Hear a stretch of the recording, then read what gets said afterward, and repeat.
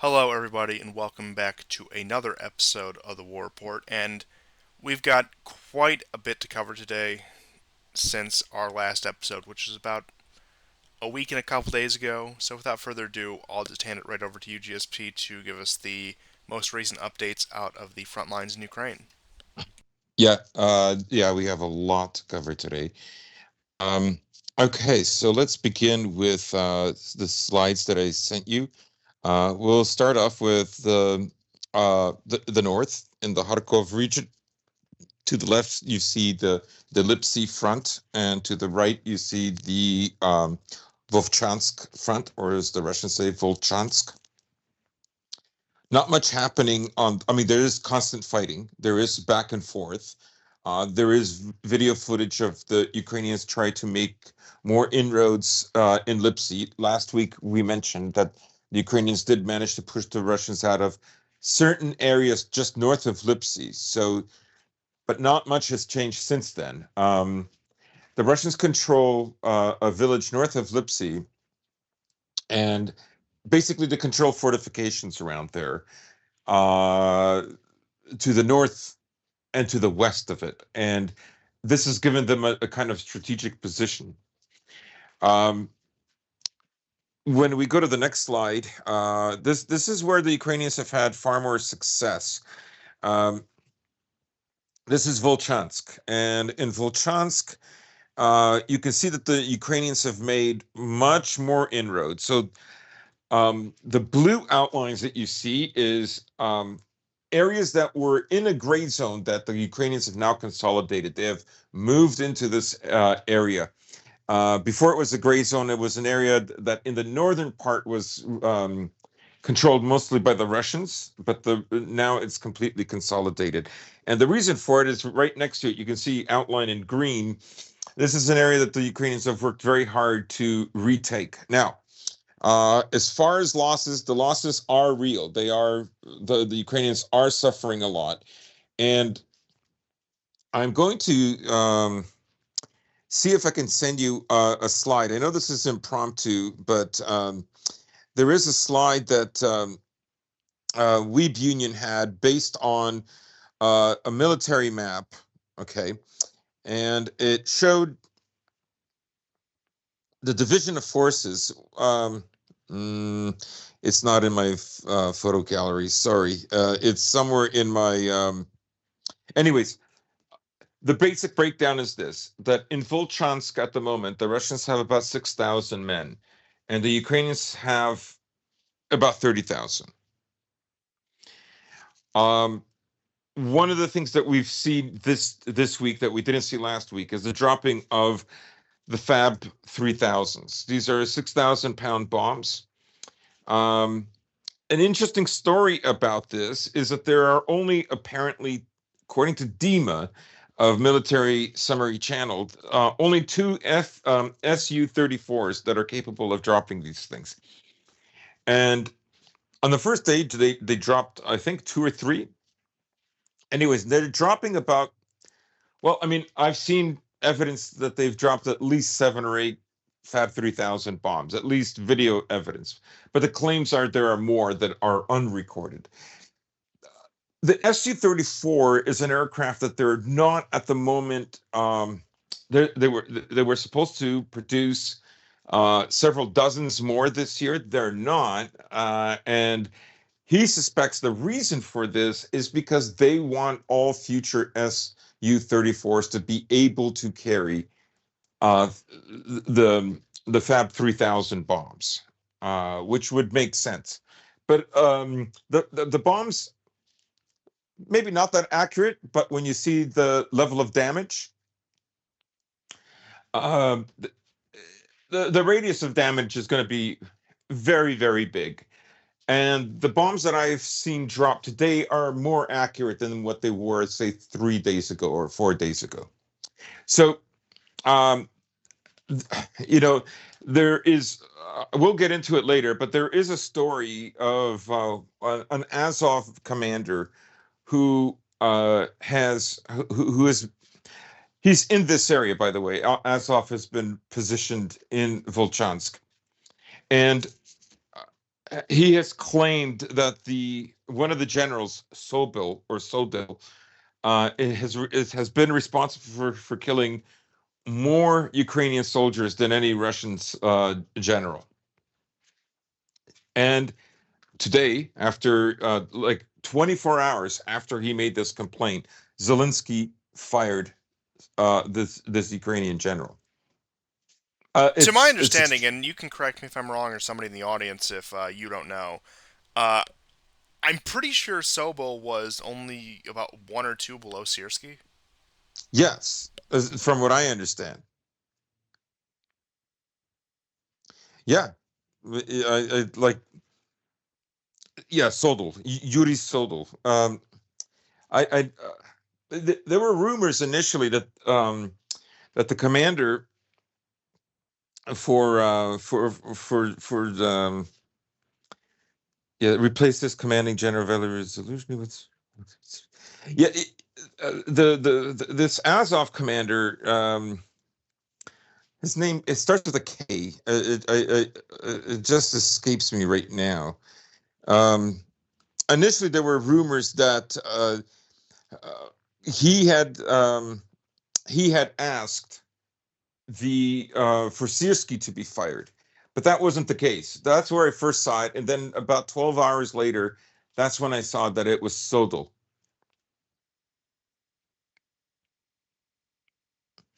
And American Conservative, like speaking of Azov, American Conservative actually had an article about how Azov Battalion is a blocking detachment, stopping Ukrainians from retreating, which is what we've been saying for ages.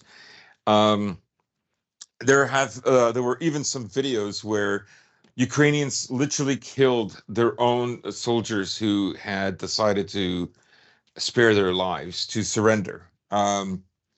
One of them was a Ukrainian soldier that was wounded, and the Russians started sending him. At first, he's terrified. He thinks that they're going to drop a grenade on him, but they dropped a water bottle, aspirin, painkillers, some food, and eventually just stopped moving. So they were trying to keep him going. Another one was a Ukrainian soldier who is following an FPV drone. I've seen this at least a couple of times. This was like the third time I've seen it. In order to surrender, and another FPV drone comes and kills him. A Ukrainian, sorry, FPV drone comes and kills him. So you can tell they're furious. And then after Avdiivka was surrounded, just a few days before it fell, That's right. it was somewhere in February. Zelensky himself said that he wanted to see soldiers who surrendered charged for failing to uphold Yes, their yes, duty. yes, yes, yes, yes, yes, yes. Oh yeah. The Azov commander that I'm talking about is Bogdan Krotevich. Bogdan Krotevich. He's he's the guy that got Bill fired. So it shows you the command. I mean, that's another thing we've been saying when this war started, that even when Zelensky, like let's say he was for real at the beginning of the war and did want to settle, and was not completely debriefed about what would happen with this war with regards to the U.S. and the U.K. And he really did want some kind of new détente with Russia. Um, we said that he's actually like, if he decides to quit or leave, like Azov will kill him. Like that, he has to listen to them. They really are the next in command, right? America has nurtured a relationship with, like, not just like former Nazi soldiers in Ukraine, but like their children and any other nationalist, right? They've nurtured this relationship for many, many decades, from the end of World War II onwards. Yes, maybe it was dormant, after 55 or so, but definitely that was switched on again in 91, which it was. There's proof of that. And then you look, especially post independence for Ukraine, the amount of involvement that the oligarchs, the main one that comes to mind is Kolomoisky, had in funding and bringing these groups to prominence after the Maidan. Of course, we all know Hmm. the connection between the oligarchs, CIA, State Department. Once again, just very basic stuff for anyone who's been following Ukraine for any amount of time now.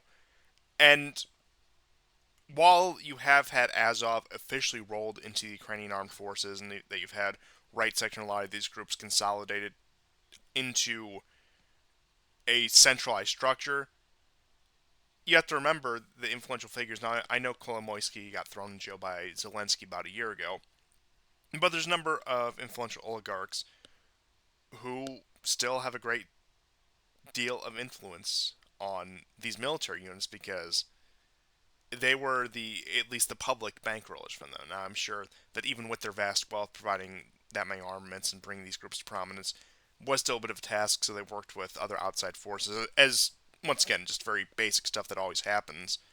But Zelensky, yes, even if we were to take him at his word, there are so many forces around him. There are several hardliners vying for power who could see him removed tomorrow if he falters, and that the U.S., the collective West, would gladly cooperate with any group that would be willing to overthrow him in the event of any sort of peace agreement. And if you look back at the April 22 peace agreement, the Istanbul Accords, the tentative peace they had there, who knows what was said between Zelensky and Boris Johnson in that conversation. Hmm. And, I mean, he had to know, and perhaps threats were issued behind closed doors that if this were to go through, this is the end of you, not just your career, but we do have forces that will overthrow and or execute you, which I Yeah. fully believe that they would have said that to him, and uh, not much more can be said by the fact that I have no faith in Zelensky to actually seek a peaceful solution to this, but even in the event that he were, there's simply no path through the state mechanisms that would allow that. And this is also a country that has executed its own peace negotiators. This is also a country where it is a crime to negotiate with the Russian Federation until Russia withdraws to the pre 1991 borders, or the 1991 borders. Hmm. So, like I said, these things are entrenched in there, even in a post Zelensky Ukraine, which is inevitable. Let's not kid ourselves here. There would have to be a complete collapse in the Ukrainian state institutions before any sort of brokered peace could be accomplished. And you look at Russia's approach to this war, you look at their quote unquote peace offer that they had put out a couple weeks back. I do, at least I would think, I would assume, I should say, that within the Russian state, within the Russian foreign ministry, and the Russian government, the Kremlin, they understand this exact dynamic. And I would be greatly surprised if they didn't. I know that all of these groups have been caught off guard before, don't get me wrong. They're not infallible organizations by any means, but Putin has to know, his inner circle, and the governmental structure of Russia has to know that while the current Ukrainian state institutions stand, with the way they are structured, with the laws that are in place, with the people who are in power, a brokered peace is impossible.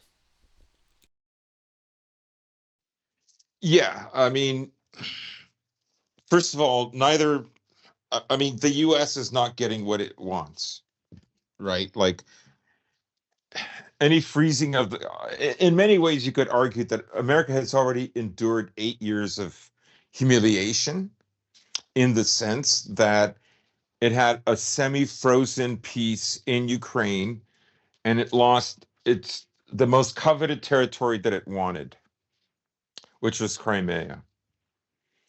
And I don't know if it can handle like an indefinite period of time where like it's people have likened the possibility of a kind of an armistice similar to Korea being developed, but for the West especially, controlling the Black Sea is far, far more important to them than controlling the entirety of the Korean Peninsula instead of half of it at the bottom, which is actually the one that they want more, anyways, because it's closer to to Japan is has a warmer climate, better ports, and so on and so on.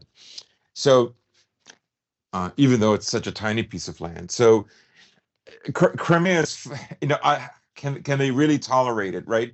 You could argue that a lot of the planning for this war, and we'll get into the shelling of civilians in Crimea, but and it's all but stated. Even the White House today stated, like, if if Putler doesn't like these people dying, then he has to leave Crimea. So it's basically what they said that they would do last week, which was the British press had an article that said Ukraine could start targeting children's schools, right? And it's interesting that the same day that they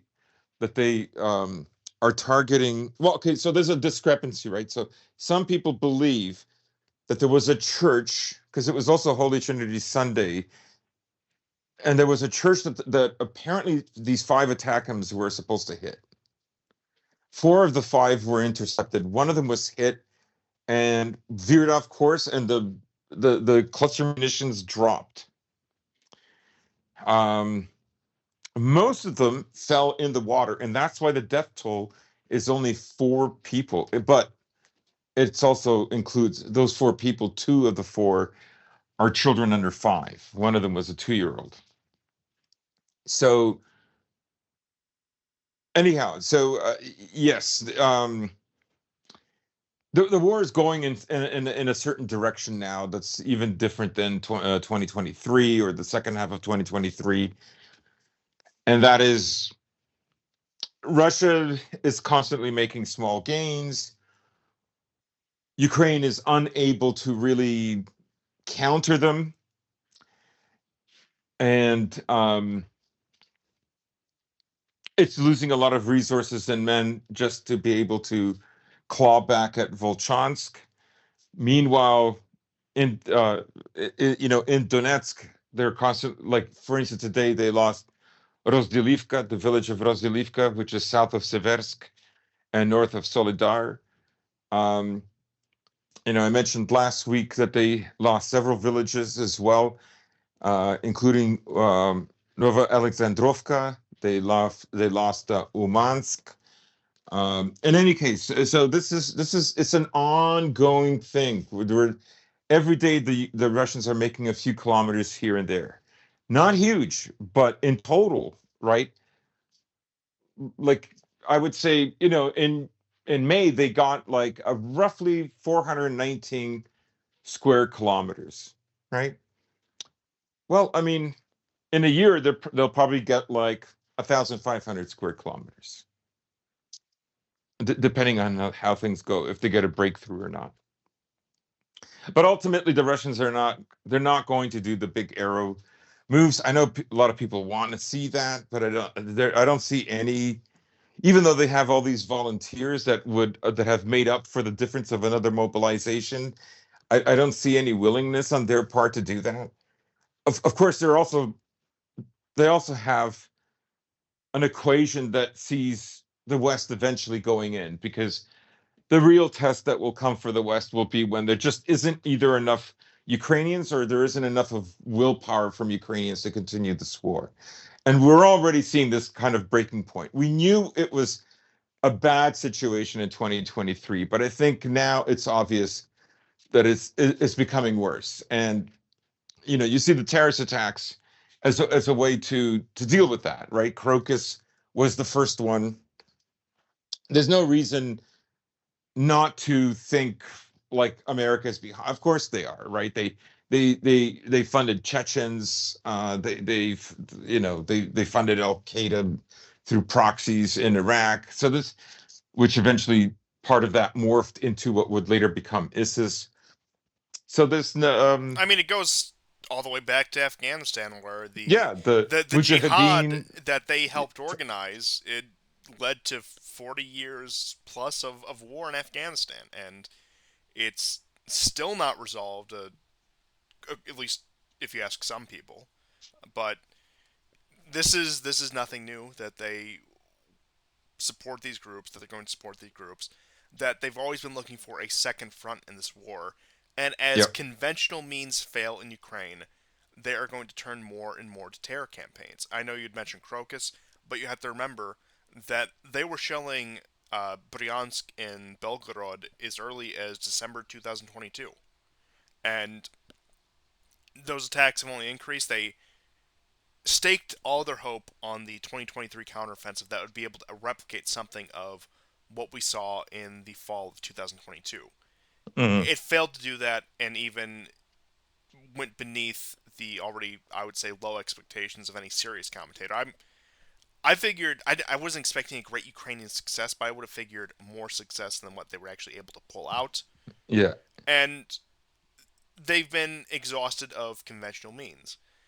They burn through manpower, and the manpower that they do theoretically have left are hiding every waking hour to avoid conscription gangs. Yes. I saw more articles like that this week. Another short segment on BBC YouTube.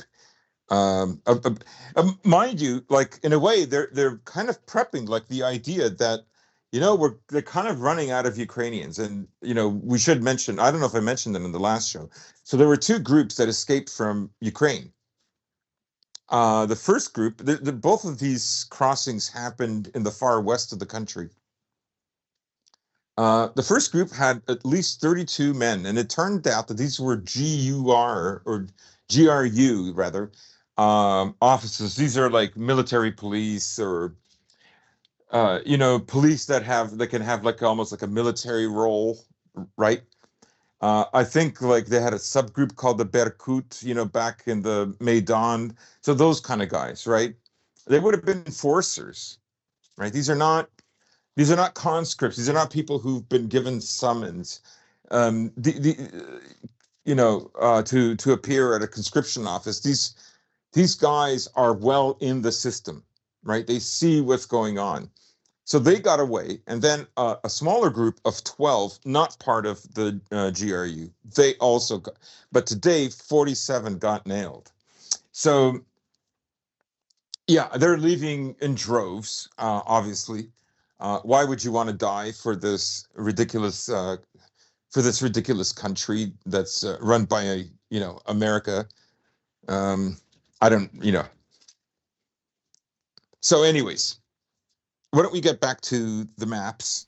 Yes, and just to touch on your point there, when it comes back to the manpower, all of the hardline nationalists, as you had said, are serving as commissars to make sure their own men don't retreat.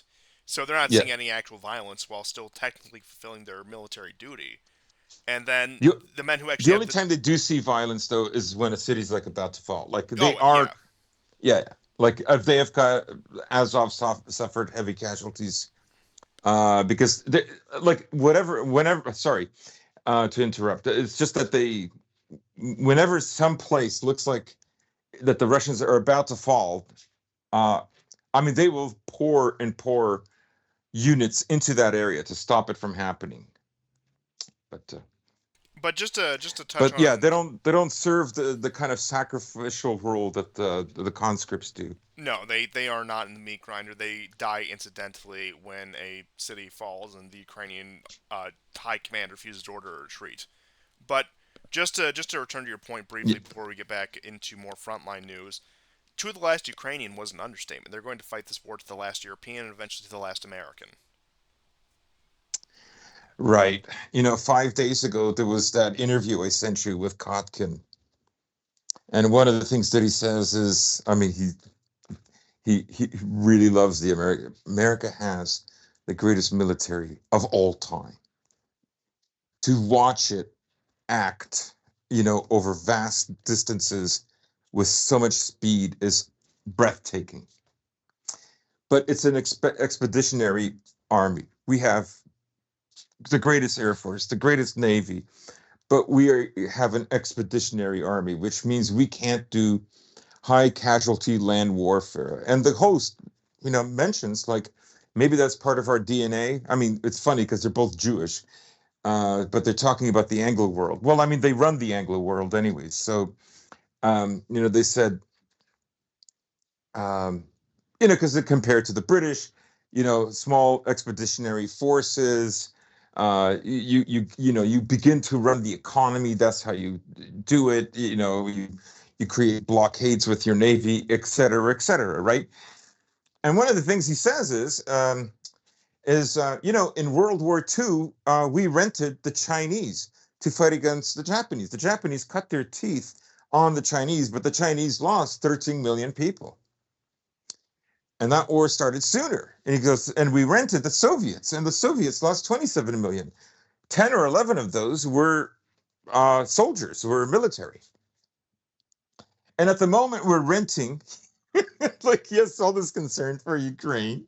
And then he says, now we're renting Ukraine. Like, I love, oh, it's just so good. They're such pricks. Now we're renting the Ukrainian army. And where are we going to go? What army are we going to rent in Asia against the Chinese? He goes, no, no, the Chinese can't get rid of us. We can't get rid of them. We have to find a way to cohabitate. Now he has all these vague ideas about how we have to cast the shadow of our power over the negotiating table. We have to bring back diplomacy, like George Shultz. I don't know if you weren't even born, but I remember George Shultz when he was on in the Reagan administration. So, anyways, he's highly regarded at the Hoover Institute in Stanford. But um, so Kotkin is talking about like, and I'd say this because you said to the last European, that is going to be America's rent army. Is they're hoping the Europeans will do this, right? You have Rishi Sunak on TV saying he wants compulsory service in the armed forces, not directly in the military, but in non-combat roles or non-combat training. And someone in the audience asked him, well, what if they don't? He goes, well, I mean, lots of European countries are able to freeze bank accounts, so that they could freeze bank accounts. That's where it's going, right? They're getting desperate. You just didn't hear this kind of talk before. And I don't think it's all just to scare Putin, right? Because I think that still exists. Like, oh, Putin is just a mad dictator, and mad dictators don't want to lose their power, and they can only think of themselves, and you have to make them paranoid. Like, it's all this kind of nonsense. Like, as if like long-term leaders, whether they were kings or presidents or even tyrants, didn't have like a name or to stake everything upon. Their family's honor. It's not like the modern Western democratic sense where like, yeah, I was president, did my time, and now I'm retiring.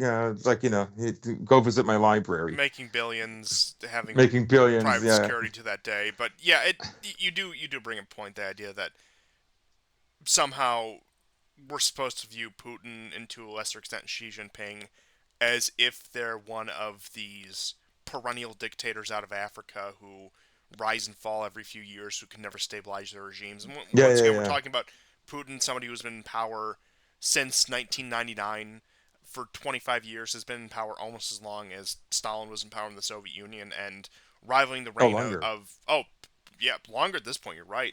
And longer than Brezhnev, certainly. Brezhnev was like 19 years, 18 years.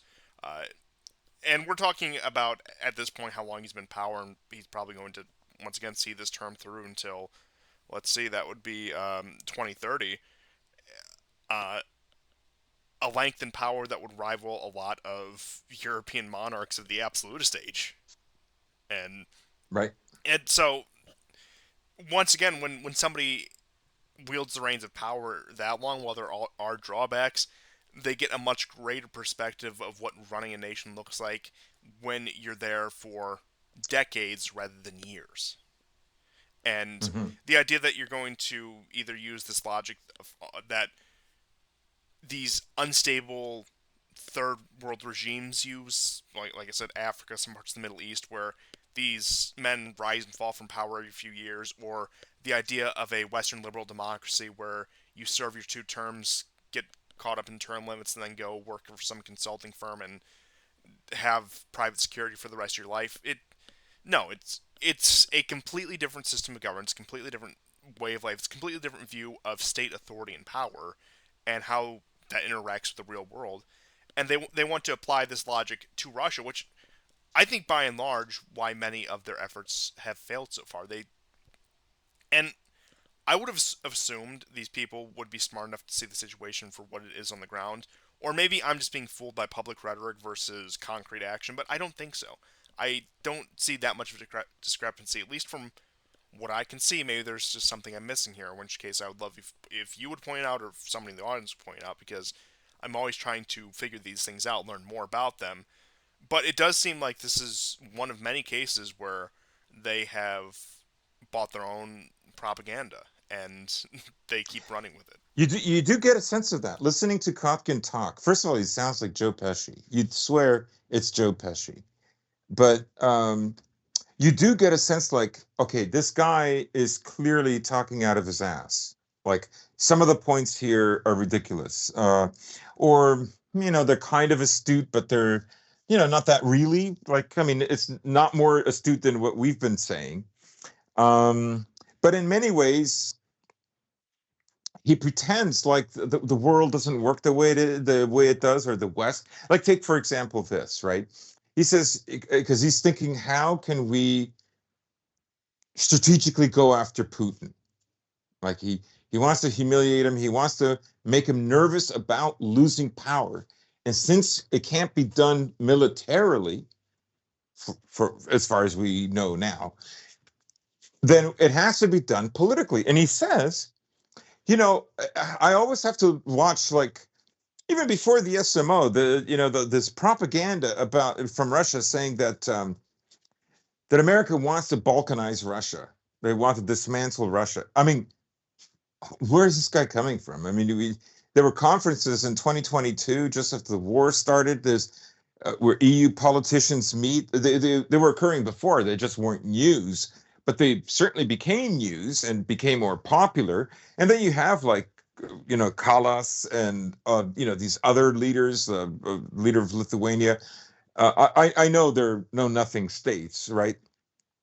But their voices, nonetheless, for propaganda reasons, are important for the U.S. And they do talk about balkanize, and we have to balkanize Russia. We have to. Like, I mean, America, there's like papers written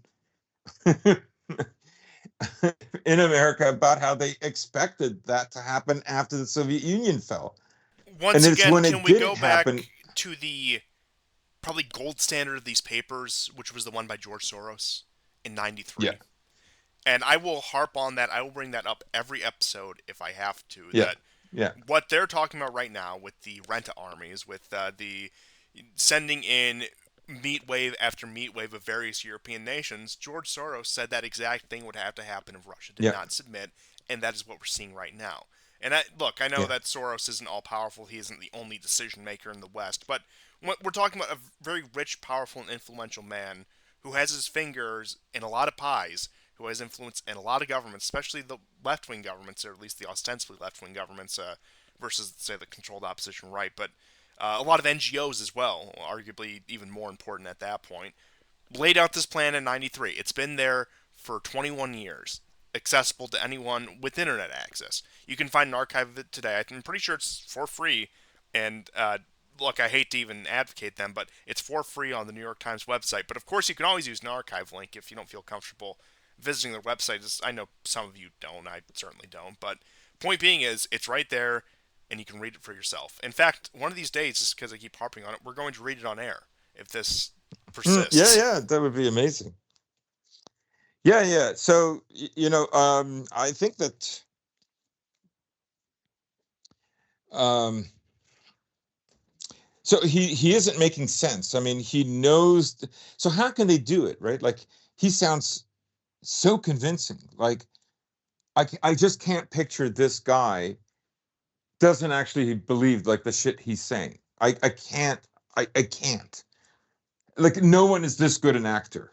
I mean, this guy was a professor, right? He was a professor at Princeton for like 33 years.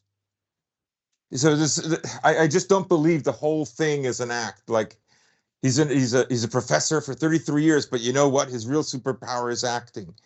I do think these guys kind of buy their own, their own propaganda. Like, at one point in the conversation, he's talking about um, the way, they should reach out to or manipulate the hardcore nationalists within Russia.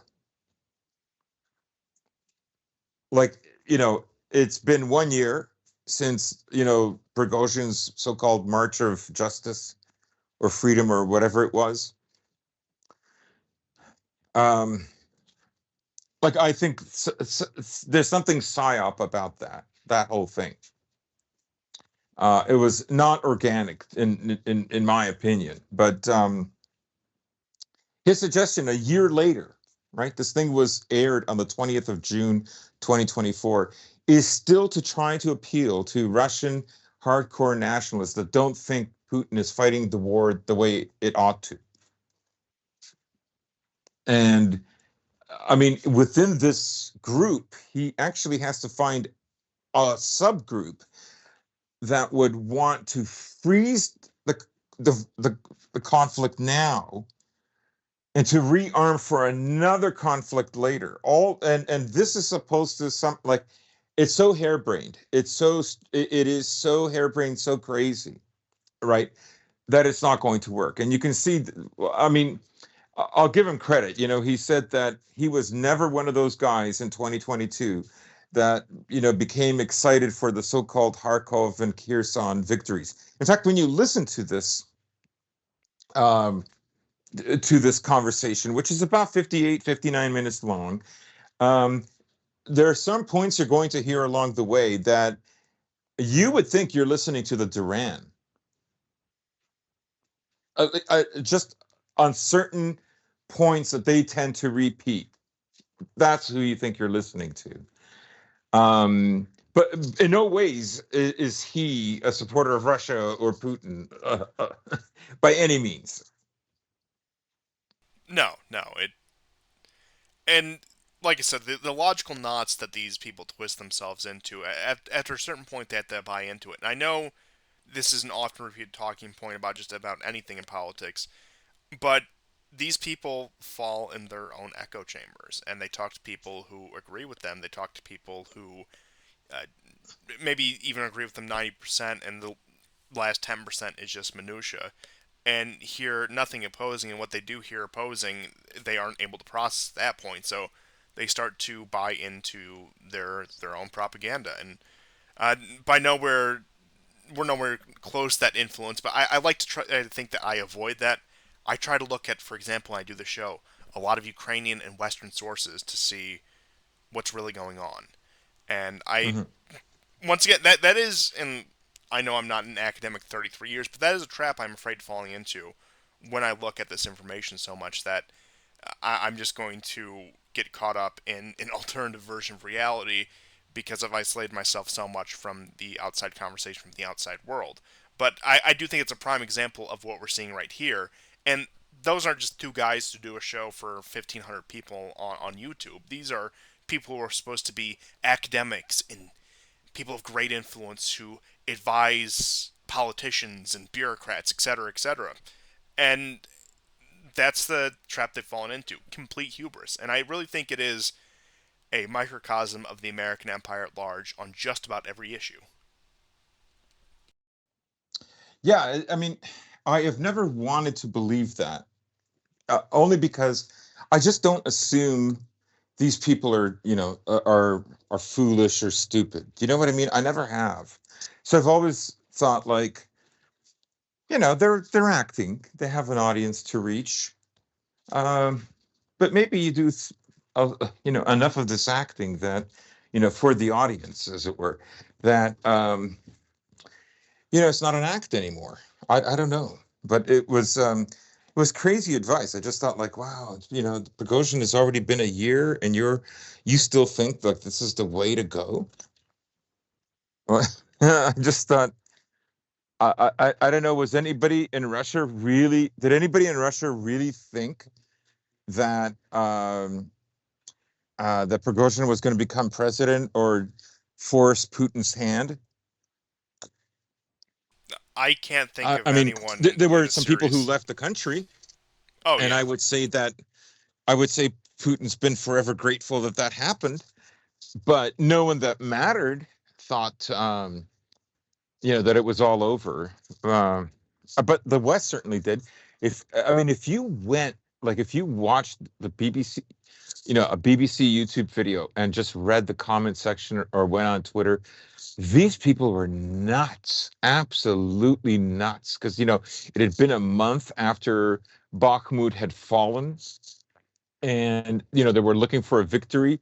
They were the NATO summit in Lithuania was not going well. There was that infamous photo of Zelensky looking furious at the camera and nobody standing next to him.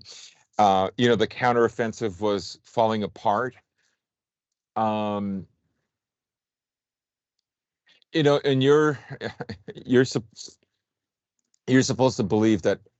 I mean, it's always been like a Hail Mary concept, right? Like, we're gonna go for it, and we're Kharkov, Kherson, we're gonna win. Um, and Milley, of course, around that time, in the fall of 2022. Remember, he already made suggestions, or someone said that he said, he retracted all of that, but by January 2023. But remember that he thought that they should go to the negotiating table. Then there was that article by CSIS, Center for the Study of International, no, Center for Strategic International Studies, and they made the recommendation that they freeze the conflict now. So, Yes, Kotkin's not alone. I think. and I won't derail you any further because I know I brought up a few points that sent us on what we were going to talk about anyway. If you want to just wrap up the Yeah. frontline coverage, because I know we got a little bit off track with that. So, Oh yeah, and we please, got so much to cover. I think everything you said, I really can't add anything more to that. It was concise, but I'm glad that we did get that talk about that Kotkin discussion out of the way, because I do think it gives a lot of context to what we're going to continue with the minutia minute. Yes. So, the next slide is again the Volchansk, but that red line that you see above, this is an area where the Russians have begun digging trenches with their machines, with their, forget what the Russians call them, but it's an unusual name. It's not agriculture, but something. Anyhow, Clearly, now the the Ukraine, Wagner shovels that they use to take Bakhmut. yeah, yeah, it's for trench digging. Now, the thing is, the Ukrainians have been successful in destroying several of these over the past few weeks. I have forgotten to mention on the last two shows, I've seen a few videos where they're desperately trying to take them out. But that line is, so you can see they're still within the territory that they conquered, but in a way, they're preparing for letting go of Volchansk. And there is more and more talk and speculation, particularly, let's say, on Telegram, that are going to make two offensives. One will be in the Kharkov area, which Belgrade was shelled again today. And last week, remember, they're going for Kherson. Kherson, there was an attack by attackams again, which killed at least a dozen people, mostly pensioners in this case.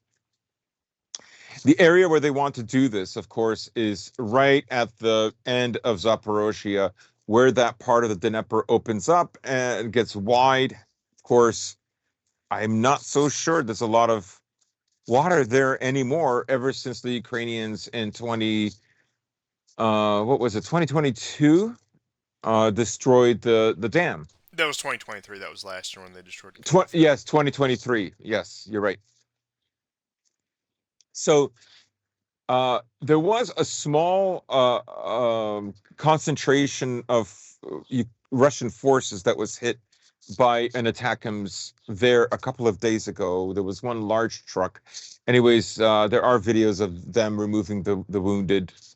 So this is an area right against that. I forget the name of it. It is just west of Rabotina and Pyatikhatki. So it goes Rabotina, Pyatikhatki, and then it's like the Dnieper, but I forget the name of the city.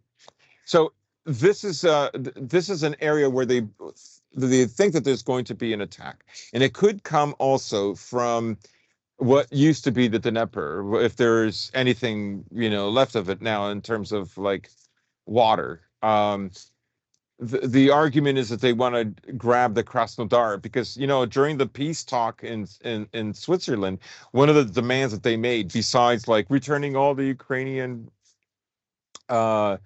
all the Ukrainian orphans, and of course Russia's never withheld the children. There are several cases of people who have come to Russia from Ukraine to pick up their children, and then they go on their way. Like it's just ridiculous. And in any case, and of course they still go to St. Basil's Church at Red Square and get their photos taken. Anyhow, Oh, and at this point, it's Russian state policy to grant asylum to pretty much any Ukrainian who isn't openly affiliated with any band right faction. Now, I know there's more intricacies in that, but if we're just painting with broad brushstrokes here, there's a pretty open door immigration policy from Ukraine to Russia right now. yeah, I mean they're going to check your phone, your social media, and if they determine that you're not, you know, And I am a curious how many of Bandera. those people who have come to pick up their children end up staying. I would like to see the numbers on it actually. That's true. Now, the one that the Guardian did that I cited with him getting a picture taken with his daughter at St. Basil's Church, like he went on to the West. Of He didn't course. stay in Russia, but I I mean, just thought it was but funny he that the didn't go Guardian back to actually, Ukraine. yeah, he's not going back to Ukraine. That's for sure. But I just found it funny. Like, why would you go? And it was a tourist picture. Like, he's not doing the middle finger to the church or something. He's not making a funny face. He's like your typical normie doing a tourist shot. Anyway, so completely crazy. But yeah, so this is an area that the Russians, I'm not so sure what they're going to do because they've dropped in more equipment, but the amount of men has not increased. So I don't know what what exactly their intentions are. And if we go to the next slide, we can see like where the two strongholds are for the Ukrainians. Now, the Ukrainians, see the top, the circle at the top. The Ukrainians have pushed forward. Obviously, they want to cut off everything to the west of that from getting supplies that is Russian controlled. This area is filled with big high rises, and the Russians are having a difficult time knocking them down. But the Ukrainians still go into this area, and that's where a lot of the bombing happens. Probably with Fab 500s, maybe Fab 1500s. I'm not completely certain they have 1500s, but I thought I saw somebody on the Right People Z say that there are 1500s. In any case, down the second circle that you see at the bottom of the frame, that is at the aggregate plant. It is some kind of an industrial factory plant, and the Russians used to control most of it. That I described how they got there and how they took over back in mid-May when they made this push. And the Ukrainians have managed to take some of it on the east side back. So, and then lastly, you can go to the next slide, which is an area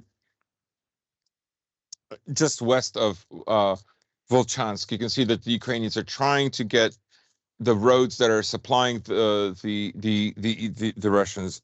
And so the next place that we're going to go to is Kupiansk.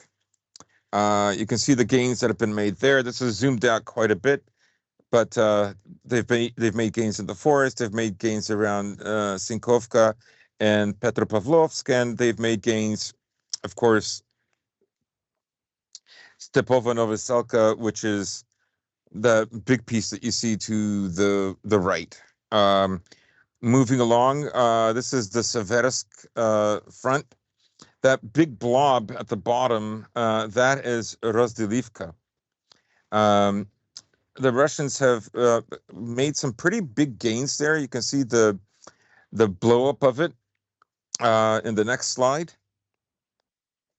Now, from what I understand, according to Dima and according to Scott Calibrated, Rozdelivka fell today, or at least most of it. If you scroll all the way to the bottom, you'll see Scott from Scott Calibrated, his picture, and that is what Rozdelivka looks like now. It's not a big place; it's a small village, but basically, if they keep pushing north, then they have a chance at getting to Seversk.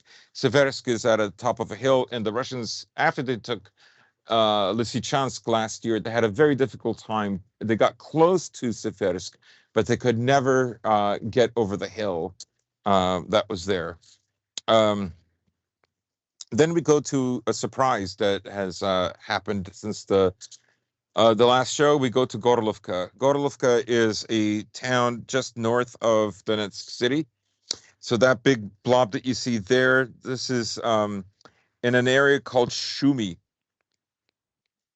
Toretsk is the big city just to the west of it. We can go to the next slide. I mean, this is all basically Toretsk. These are basically suburbs that the Russians have captured. They've captured some trench networks. There's a debate whether they're going to keep going deeper into Toretsk,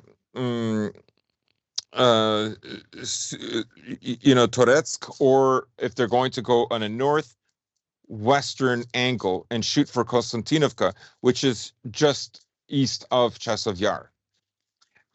It's not certain. If you look closely, maybe I can do this now. Hang on. I'm gonna do like a screen cap, and I'm gonna send this screen cap to you. And then you can post it right away. Okay. So in this screen cap, you see those big mounds? They're enormous. Remember how hard it was to take that one in Avdiivka? So Gorlovka, Toretsk has 3 of these.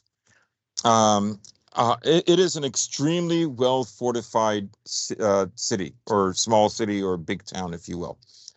Now the Russians took over these trench networks, and those trench networks have been there for 10 years.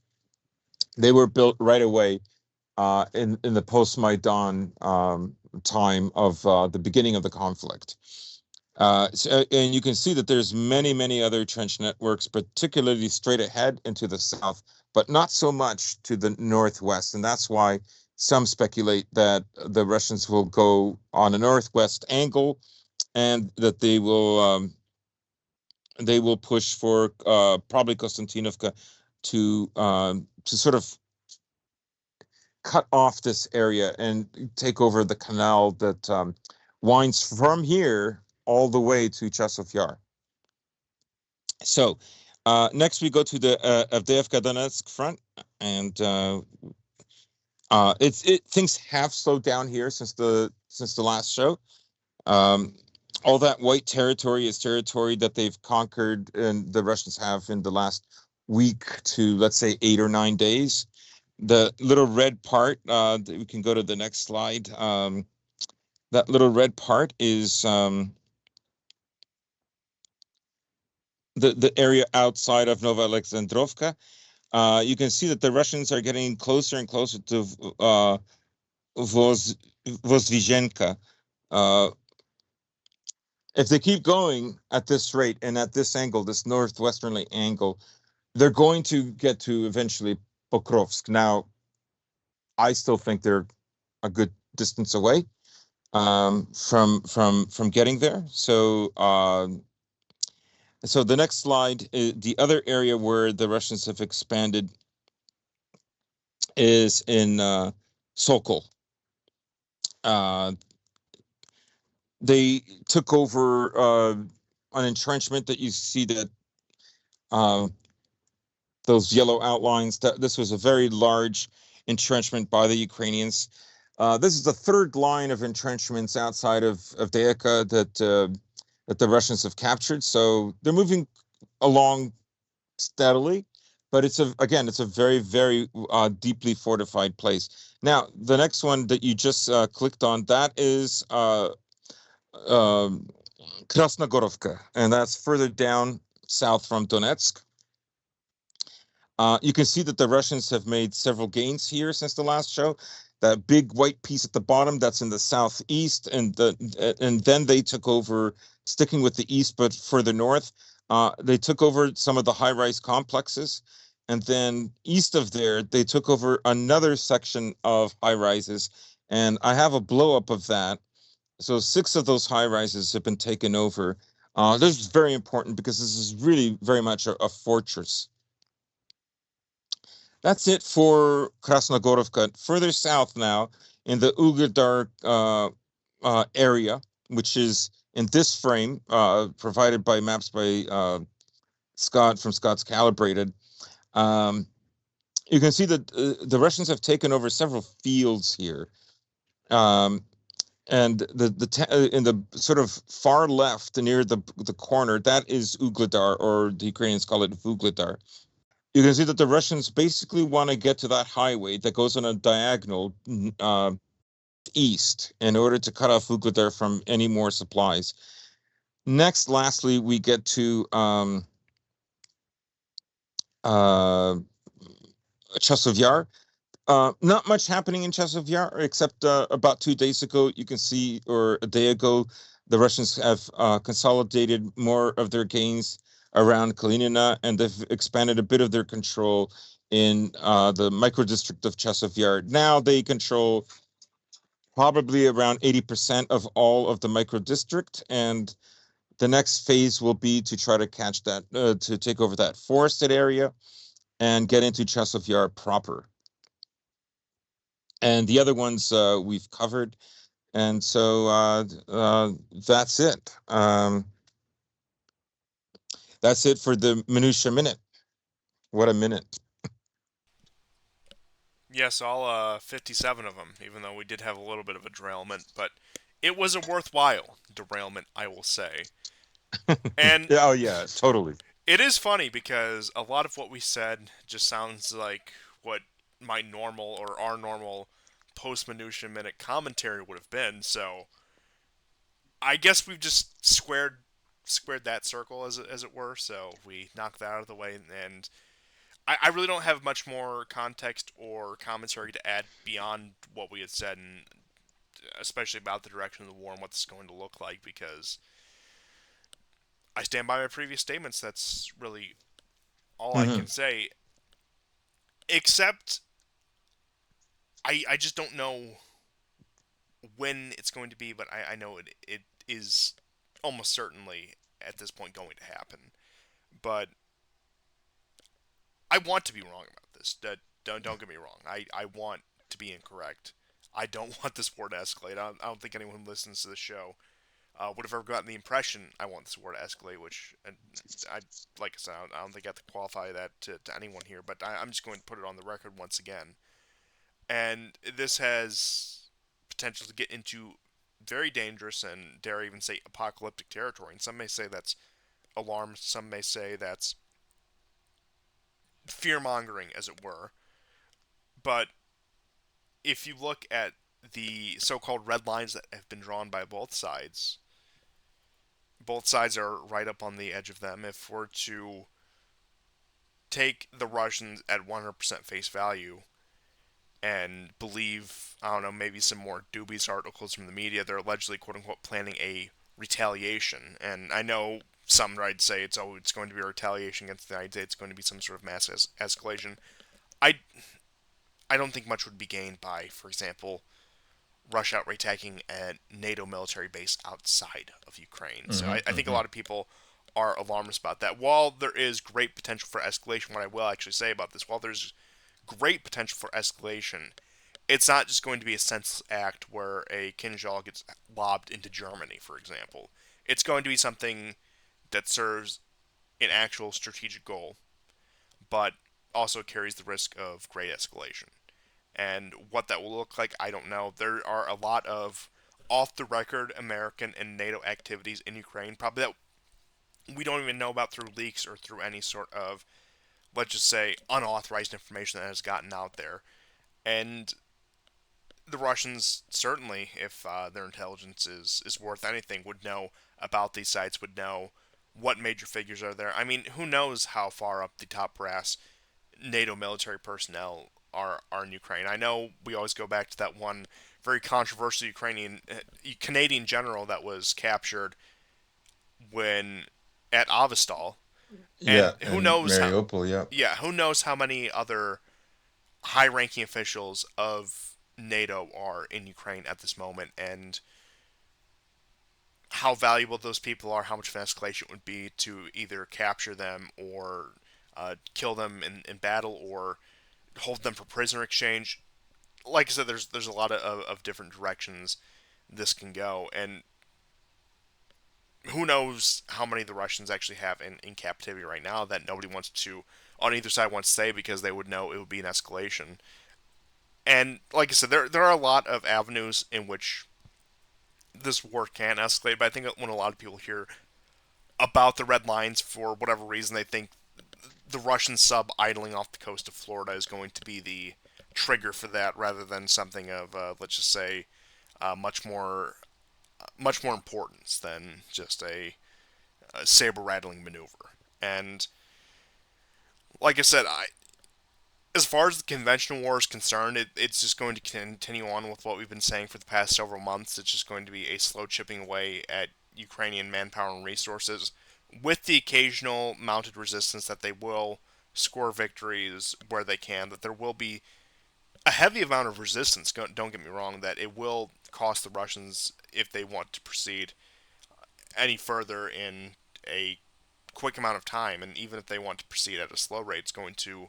The Ukrainians still have the ability to inflict a great deal of casualties, but of course at the cost of many more of their own, at least proportionally speaking.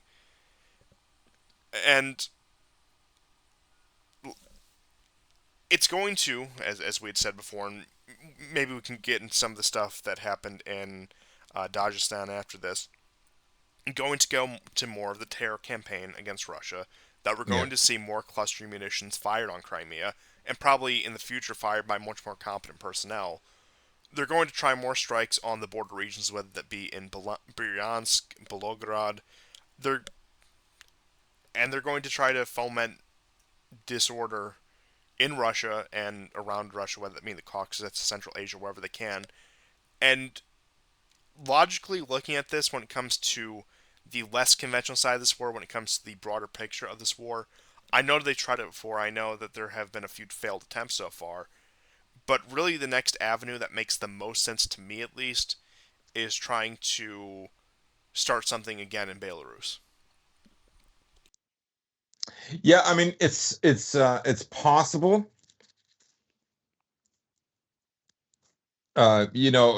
Today I noticed this. What's his name? One of the Biden's generals. I forget his name. He's an older gentleman. He's the white guy. But anyhow, if Russia's concerned about casualties, they should stop this war. Pentagon on strikes on Crimea. Um, it's like people don't they don't have to stay in a country that has been cooed by another country. They voted for this guy. You you drove them out after telling him that you weren't going to kill him.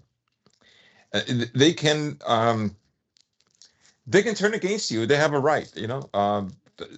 Literally, that's in the UN, secession. So okay. So he goes on. He was speaking at the Pentagon, and of course, he's very happy to announce that Shoigu and Gerasimov have been found by the ICC as being guilty of war crimes. Remember how they were talking about defunding? No, not defunding, but sanctioning the ICC because they dare to call Israel genocidal and criminal, which they are. But when this court bends its, accuses Gerasimov and Shoigu, well, then it's fine. Um, Now, he did say that they do not expect to send any troops to Ukraine, the Americans. But then the CNN had an article: Biden administration moves forward, allowing American military contractors to deploy to Ukraine. The White House is working to lift a de facto ban on the deployment of American military contractors in Ukraine, like as if like they're not already there. This is kind of hilarious. Biden admin wants to make such a decision to help the Ukrainian armed forces maintain, repair, weapon systems and provided by the U.S. The policy is still being worked on, et cetera, et cetera. Um, yes, and it was what's his name, Miller. He looks like a vampire. He's the one who was talking about the ICC. In any case, different kind. But how is Russia going to react? Well, I mean, obviously, what this is supposed to do is test the patience of the Russians and make Putin look like a weak schmuck, right? Um, Now we discussed earlier, America does not have anything other than an expeditionary force, and we have said on this show for well over like a year that if America gets involved, it obviously has not invested in making more bombs. It is not invested in fighting a large, massive step-based war with huge casualties. It is not going to engage in that, right? And I think Europe, even Europe is not ready for this. Like the reason America, kind of rented the Soviet Union and couldn't count on Europe is because Europe would never do that. It's not in them. I'm sorry. They're not willing to die in that many numbers. They will just get along to get along. So it's a different kind of people. And so I'm sure there are American military analysts that are saying, no, we have to use the Europeans. We don't have a choice. Who knows? Maybe it'll work. But if they do go in, the Americans, it will be to try, like, it would have to be a really impressive first few strikes. All right. And that's what worries me about using, you know, like low grade nukes. Like that's what scares me. Now, I think for sure what Putin is going to do, and I think his visit to North Korea is a big signal for this. Putin is going to give, more sophisticated weapon systems to American adversaries, to proxies in Iraq, for instance. He's already changed the calculus in North Korea now, right? Um, I saw a CSIS meeting about how the, I mean, these people were rattled. They were meeting in Stanford, and they were completely rattled by this agreement because it is actually an alliance. Russia has now an alliance that is more clear cut than it has with China. This is a written promise to come to the aid. Each country could come to the aid of the other, right? The other thing that this will happen is that'll happen is Russia is going to basically become a guarantee or for food supply for North Korea. The other thing is just going to modernize its agricultural industry and set up. Basically, it has too many people doing farming and a primitive kind of farming, and that is what has in the past brought upon starvation. So the days of Trump when, trying to convince North Korea not to build nuclear weapons, and that's over. That's gone. North Korea is nuclear now, and you're not going to push it around. It's done. And And even though the Iranians don't officially have nuclear weapons, they effectively do. And they also have yes, many other means of deterrence as well as further integration with Russia and China. So that's the other great prize of the 2000s that you're not going to knock off its pedestal. yeah, yeah. Um, so I would say that that process has already started. The Americans are well aware of this.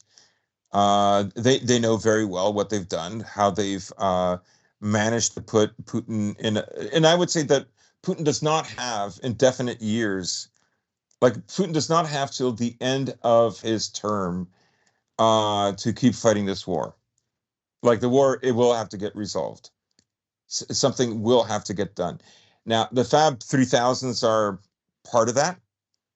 Um, and then, waiting for very likely, we could be wrong. We don't know.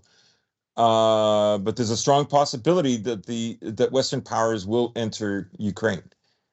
Maybe they do, maybe they don't. But I mean, they're already there. We're talking about much higher capacities in an official sense. But they're going to milk the terrorist route from now on, right? They're gonna spoil the summer for the Crimeans and so on. And they're going to try to create that division where there's political pressure from within Russia to force Putin to act, right? And will they make him go for an armistice, or will they make him, you know, um,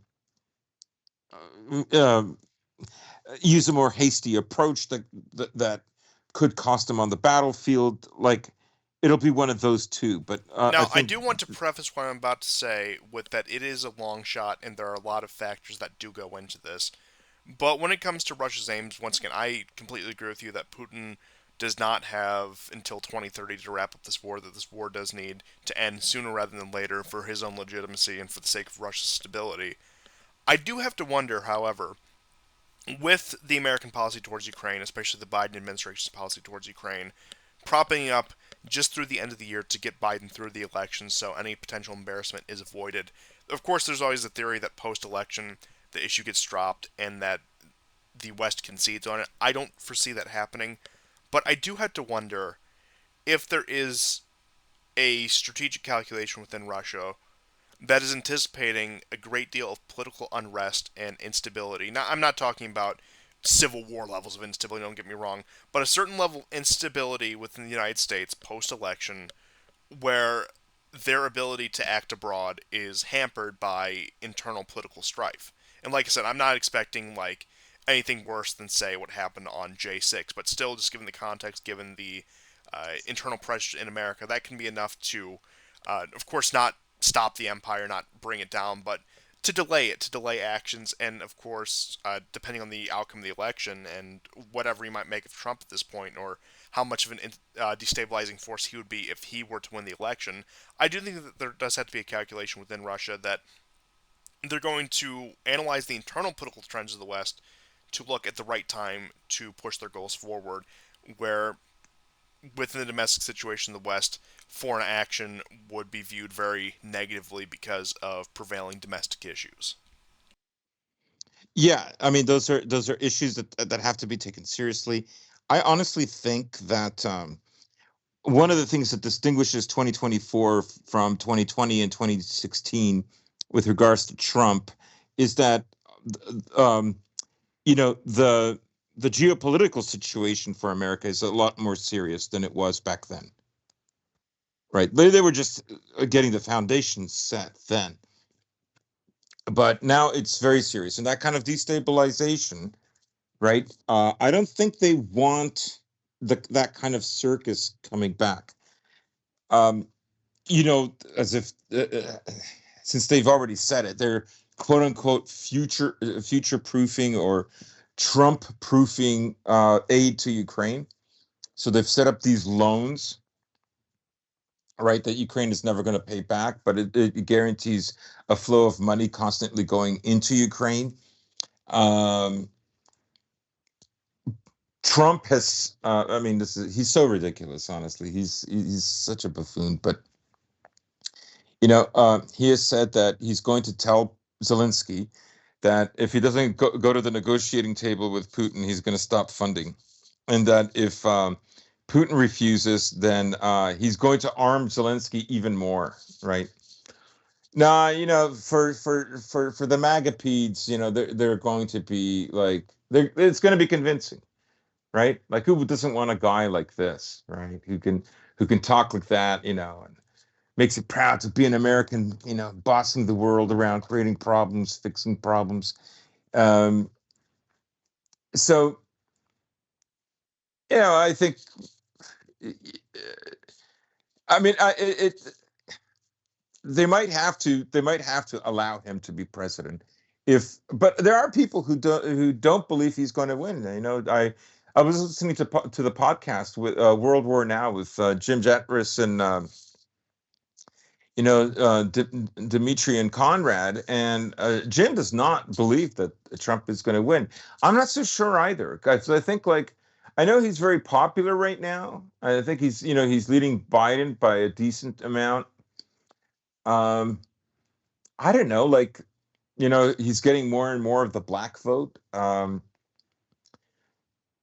But that was kind of his strategy back in 2020, and really him appealing to blacks and Hispanics, just, a lot of whites just kind of lost interest in him. And I'd hate to be the one to say it, but it's of little consequences given. Even if we were to Like, assume, so what? even if we were to Like, assume the okay, best blacks about and Trump, Hispanics like him. Okay, who yeah. cares? But even if we were to assume the best about Trump, the cards that he would be dealt, it would be impossible for him to do anything of great significance. Now, well, I'm not even trying to blackpill here, so to speak, but and I don't begrudge anyone really for supporting him. I think it is a logical choice, all things considered. But me personally, it there's just a lot that cannot be undone at this point, and that I'm not sure what those would be, but alternative means need to be explored in order to deal with the fallout of what is going to happen for the rest of the decade and, of course, further into the future. And as for Trump's election prospects, I could see him eking it out, but I think the status quo is too entrenched. I think Biden is too entrenched. I think No, he's not going to do anything. and You know what'll happen? They'll turn off the spigot for migrants. The Americans will be happy. Oh yeah, we did it, Trump, Trump, and then they'll feel beholden to go along with whatever stupid shit he says about Ukraine or China afterwards, especially China. Like, he's not going to change anything. Like, I hate to break it to people. no, like I said, even It's a even done deal. It's over. It's like, he wasn't really prepared to be president in 2016, and look, it was fun. Like, 2016 and the first half of 2017 was literally the some of the most fun I ever had. But like it's done. It's not coming back, and it's over. Really, there's just we're not going to get that America to come back. It is what it is, and you know you can. I don't know. If I was an American, I wouldn't be completely thrilled right now. Notice how the media doesn't pay that much attention to him, or at least that's the effect that we're getting here in Canada, right? Like, and we get every single news station that you guys get, and in fact, we end up watching that more than the Canadian one, anyhow. So we get a pretty good idea of what kind of messaging is taking place, and I don't get, yes, he's still compared to Hitler once in a while with idiots like Jake Tapper or whatever his name is. But, you know, you don't get the sense that, well, it's not special. It's not and special. another And thing really, I'll in add. 2020, he really failed a lot of people. Like, what was that whole thing he did for black Oh yeah, the families? Platinum Plan, The $500 billion Platinum in Plan, of yeah. So investment into the black you had community. majority black people burning down majority white people businesses, and black people businesses. And then you rewarded black people. And then Biden had this ridiculous farming aid package that helped everybody except white male farmers, the largest demographic. And something else I'll add while we're on the election discussion: we're about a week and a half out from Trump's sentencing, and I think depending on what comes down on July 11th, that could permanently put an end to any election prospects he has. Now, generally, if the regime is not as stupid as some might think, I'll repeat what I've said before. They're going to put him under some sort of suspended sentence where it makes it next to impossible for him to campaign. Perhaps he can't leave the state of New York, something like that, for example. In which case, Mm. it's going to take a lot of the momentum out of the movement because if they if they throw the book at him, if they try to put him in jail for 4 years, that's going to lead to more backlash than they want. Now, not that I think that would be enough to really change anything. It's still a bad look, and it's still a lot to deal with if they were to push the envelope that far. And like I said, um, I don't believe they're that stupid. I've been proven wrong before, but ultimately, I do think that whatever sentence comes down, that could really just nuke his campaign prospects. And like I said, not that I think it's of much consequence, because even if we were to assume the best about him, what he has to work with is not much, to say the least. Hmm. Yeah, yeah. It's I don't know. Like it's who's this election for? Um, the Brits came out with an advertisement for their military that's analogous to the American one. It was almost all white guys, you know, training together, and it's extraordinary. I mean, that's one of the things we predicted just before this war started, that those were some of the bones that they were going to throw white people. Like, we're going to replace you, but and you're going to like. But with this war, who knows? We might change advertisements to join the military. Then there won't be people of color in the advertisements, even though, like in the States, 40% of the people in the military are not white, and most of the people joining aren't white, right? Because there's no country for us. What's the point? So, um, and it's obvious. Like either it's a kind of deep cynicism, like, well, we need to keep the war in Ukraine going, and we'd rather kill off white men first, and that's why we're going to appeal to them. Or it's we're not confident brown people, who's ever coming onshore in those little boats. Um, we're not so sure they're going to fight really hard for the empire, but you guys will, all right? And we need you. Uh, and then people make up their own stories, kind of like the hardcore Ukrainian nationalists or the non-Ukrainians who support Ukrainian nationalists, like all your degradation and decadence, like that is coming from within. Russia is not making you do that, right? Your presidents are doing that. It's your Homo Judeo empire, not theirs, right? Like that's happening because of who you have in charge. Or the It's idea not going that to. the Wagner group was behind the migrant boats flooding into Europe last year. Oh That yeah, that's yeah. one that they've been trying to go with No, for it a wasn't while. because you blew up Iraq. It wasn't because you blew up Libya. It wasn't because you blew up Syria. No, it wasn't. No, it was Wagner. Oh, and as far as the regime's concerned, it's two birds one stone, because they get to funnel all these so-called far-right hateful extremists into becoming foot soldiers for their empire and uh, drumming up some latent ethnic tensions with Russia, Yeah. showing that some sort of discrimination, some sort of quote unquote racism is acceptable so long as it's directed towards them and not directed towards the fact that your neighborhood no longer looks like it did even just 5 years ago. And a lot of people fall for it, hook, line, and sinker, unfortunately. And like I said, in terms of They have this bizarre, like it's almost like an esoteric explanation of how this works. It's like they're not saying our elites will give us everything we want if we defeat Putin, but it's almost like they are. Like it's not first of all, it's not their elites that are doing all of this. The huge amount of migrants. Like I don't know, is Wagner responsible for like all these Central American nations? Like, you slap on all these sanctions against Venezuela, then you don't like all the migrants who come in. Like, I mean, too bad. You know, I don't know. Put pressure on your government, elect a better government. I don't know what to say. But I'm just saying it's, you know what? It's policy. Everybody understands it's policy. It's all replacement policy. It's the same anywhere you go in the West. And, these guys basically think like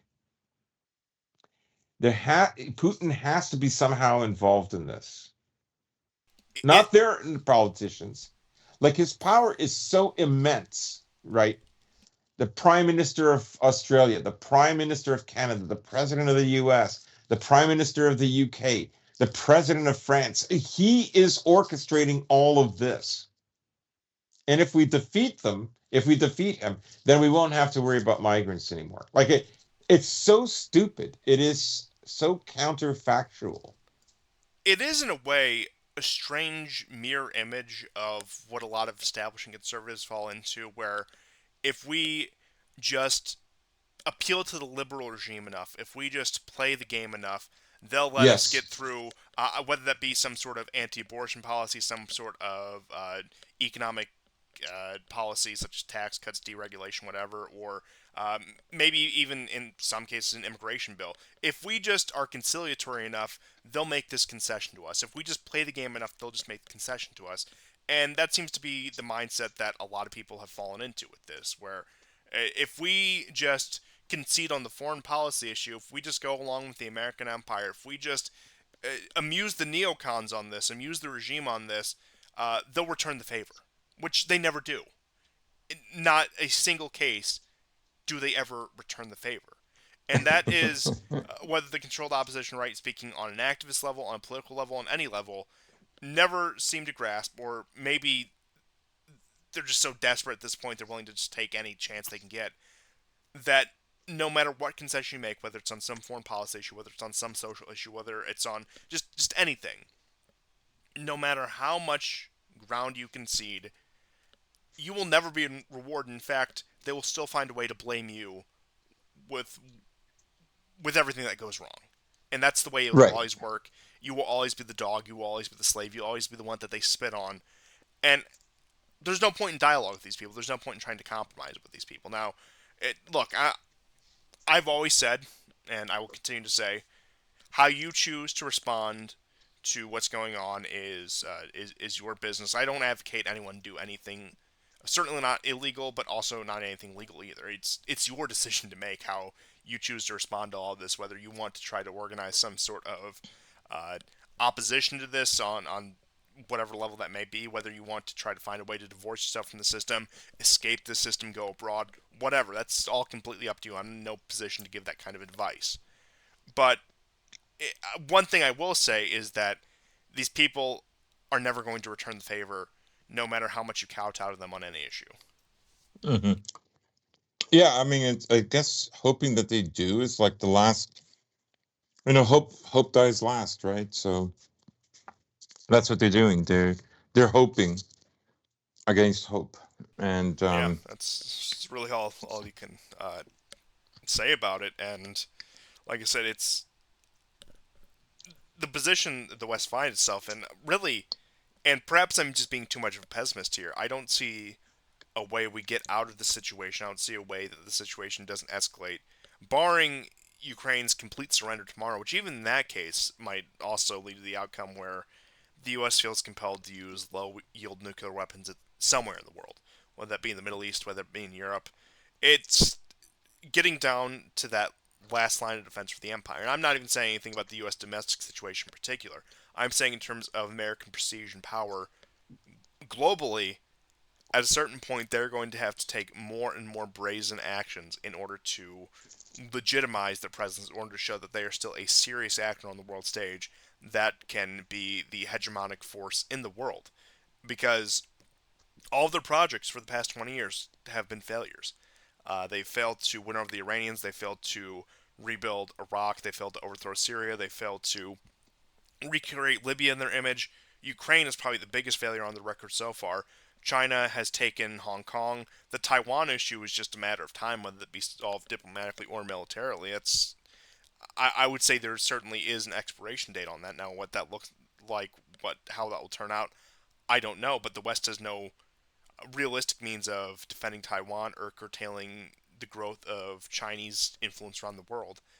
At a certain point, logically speaking, you would think the American empire would have to resort to some sort of hard power, some sort of expression of direct hard power, not these indirect actions, not this supporting X country against Y country or supporting whatever proxy group, but no, actual direct military action by the United States in a substantial way that somehow sets back one of its rivals is, if you look at everything right now, is really logically the only thing they can do to regain any legitimacy. And even that's a risky move because, especially, I don't want to say that we'll go to tactical nukes immediately, but if we were to, that's also a risky proposition where you're using what is it objectively a terror weapon trying to regain your legitimacy. You're either going to look like a country that is unassailable, a country that will use everything in its means to stop you, or you're going to look like an unhinged country that needs to be taken down by the rest of the world, that needs to be isolated by the rest of the world because it can't be trusted to lead the world after taking such a brazen axe. And that's, even if we aren't talking about nukes, even if we aren't talking about WMDs, that is a position the Americans find themselves into because they need to express their hard power at some point. And I think that they will find a way, they will find somewhere where they at least think they can have a successful war somewhere within the next probably 2 to 5 years.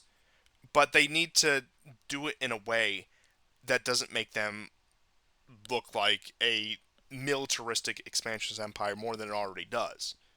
And I would say that's the real predicament of the American empire because soft power, well, of course, American culture, or quote unquote American culture, still has a lot of sway.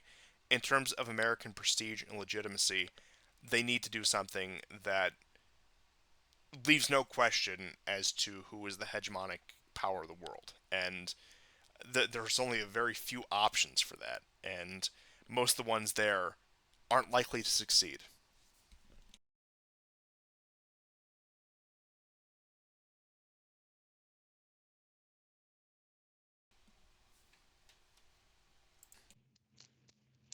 Yeah, I mean that's always an important consideration that doesn't alienate America from its allies, and even from, let's say, countries that this even this late in the game don't want to choose sides. But that will be, I think, nearly impossible. And there was a headline that we shared last week about how no one is going to view America after October 7th with regards to Israel the way they used to. That's over with. I mean, yes, there'll be Western countries that always fall for this stuff, but what America reads right now is a much bigger impact, a much broader sphere of influence than Europe and Japan. Okay, and that's what it's essentially losing. Is that, and of course, there've been all sorts of articles. I think Foreign Policy had an article about you know, what America's losing in Africa, Russia is gaining, and yeah, I mean, there's been lots of articles like this the last 2 years, right? So, if America decides that it's time that it cannot be, I don't know, like the universal hegemon, but just like I would say most of the world already looks at America as a kind of fakery, like it purports to be universal, but everybody understands it's created that illusion in order to gain the most. That's its strategy, right? And if it does something drastic, it knows it can never go back to the policeman of the world. It will have to become like kind of like a dictator of the world. And to be honest, after the fall of the Soviet Union, that is kind of what it wanted to do. And it's really just at the moment it's failing at that. And it could be a strategy that it's been working on for so long that it may do something crazy, right? And look, it's reflected in Israel, right? Like I sent you those two images from this channel that my friend recommended to me. Uh, this was so hilarious. Yeah, I Why need don't you to. put them up? Yeah, I need to pull those. Oh my god, it's so good. Yeah, I'll get So this is those. a YouTube channel called Awakening. It's this Chinese guy, and he's doing like a tier list of how sovereign is a country. And he goes, I know some of my American friends won't like this, but come on, like after October 7th? Really? That's the way he talked. So he says it kind of looks like Israel runs America. In China, a lot of people say that. A lot of people say that, right? I can make I can make fun of Americans all day. Nothing happened to me, but I make fun of Jewish, and I get arrested. Holy. So I mean, that's another way that like the world looks at America not in a completely different way. Like it's not like some of the world will look at America as being just like obviously craven and cruel and just, I just created these institutions post World War II that are supposed to be universalist and, the whole thing about equality and so on and so on. And everybody knows that they're just tools for invasion and so on. But now it has another problem, and because it looks like the bitch of Israel. It looks like it's a bitch to Jewish interests, and in many ways, people will be even less impressed than the others. So you know, it is what it is. And even to contrast, during the Cold War, talking specifically about American Israeli dynamics, and we'll get into some of the news about Israel, southern Lebanon in just a moment here.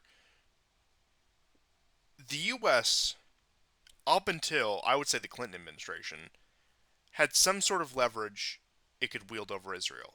It had some sort of influence it could wield over Israel. It Hmm. could pull the leash. Even Ronald Reagan condemned the Israelis for striking Iraq Yep. during the Iran-Iraq War because he saw it as undermining U.S. interests in the region. And like I said, there's several other examples. Eisenhower openly opposed them at the Suez Crisis because Israel threw its lot in with the French and British. And there's a number of things. Even the Lebanese Civil War, the U.S. criticized the level of Israeli involvement. There was the Oslo Accords, of course, that was also under Ronald Reagan, where the Israeli lobby was powerful, but it did not have the level of influence we see specifically post 9/11, where you would get U.S. presidents and U.S. officials. You'd get Henry Kissinger flying to Israel to criticize them to their face. And it was still understood to be a much more patron-client relationship in the other direction. And that while the U.S. would have never let Israel fall, as we saw in 68, as we saw in 73, they weren't going to forego all of their interests in order to placate the demands of the Likud party, for example. But post 9/11, it's been a blank Israeli check to more or less do whatever they want. Yep. Now, that is starting to wane for practical reasons, but like I said, specifically after the Clinton administration, even Bush Sr. pushed back against Israel on over the Palestinian issue, trying to Oh impose yeah. a two-state solution, and that's He part of the openly criticized Jews and Jewish power in America. yeah. And there's the leaked quote about him talking about Brzezinski as well. Yep. Yeah, he claimed he was Yeah, Jewish. not a good man, but much more level-headed than one would have expected, especially compared to the legacy of his son. But it really was the last breed of that, which is why I pinpoint the Clinton administration in particular. When at the start, I mean, Clinton authorized the embassy being moved to Jerusalem. Now, of course, that can was kicked down the road until Trump. Then you had 9/11 under Bush. You had the Iraq War. You had the Arab Spring under Obama. And then under Trump, you had the hardline policy against Iran. You had the actual moving the embassy to Jerusalem. You had the official annexation of the Golan Heights. You had the so-called Abraham Accords, where just with every successive administration, it was more acquiescence to Israel, particularly the Likud party, who have been in power for most of that stretch from the mid 1990s to present day. And like I said, when the rest of the world looks at this, when the Chinese look at this, when the Russians look at this, when whoever looks at this, especially when it comes to our Middle Eastern policy, they don't see a sovereign actor. So, well, yeah, that video was kind of shitpost, and it was entertaining, don't get me wrong. There is always a kernel of truth in the joke.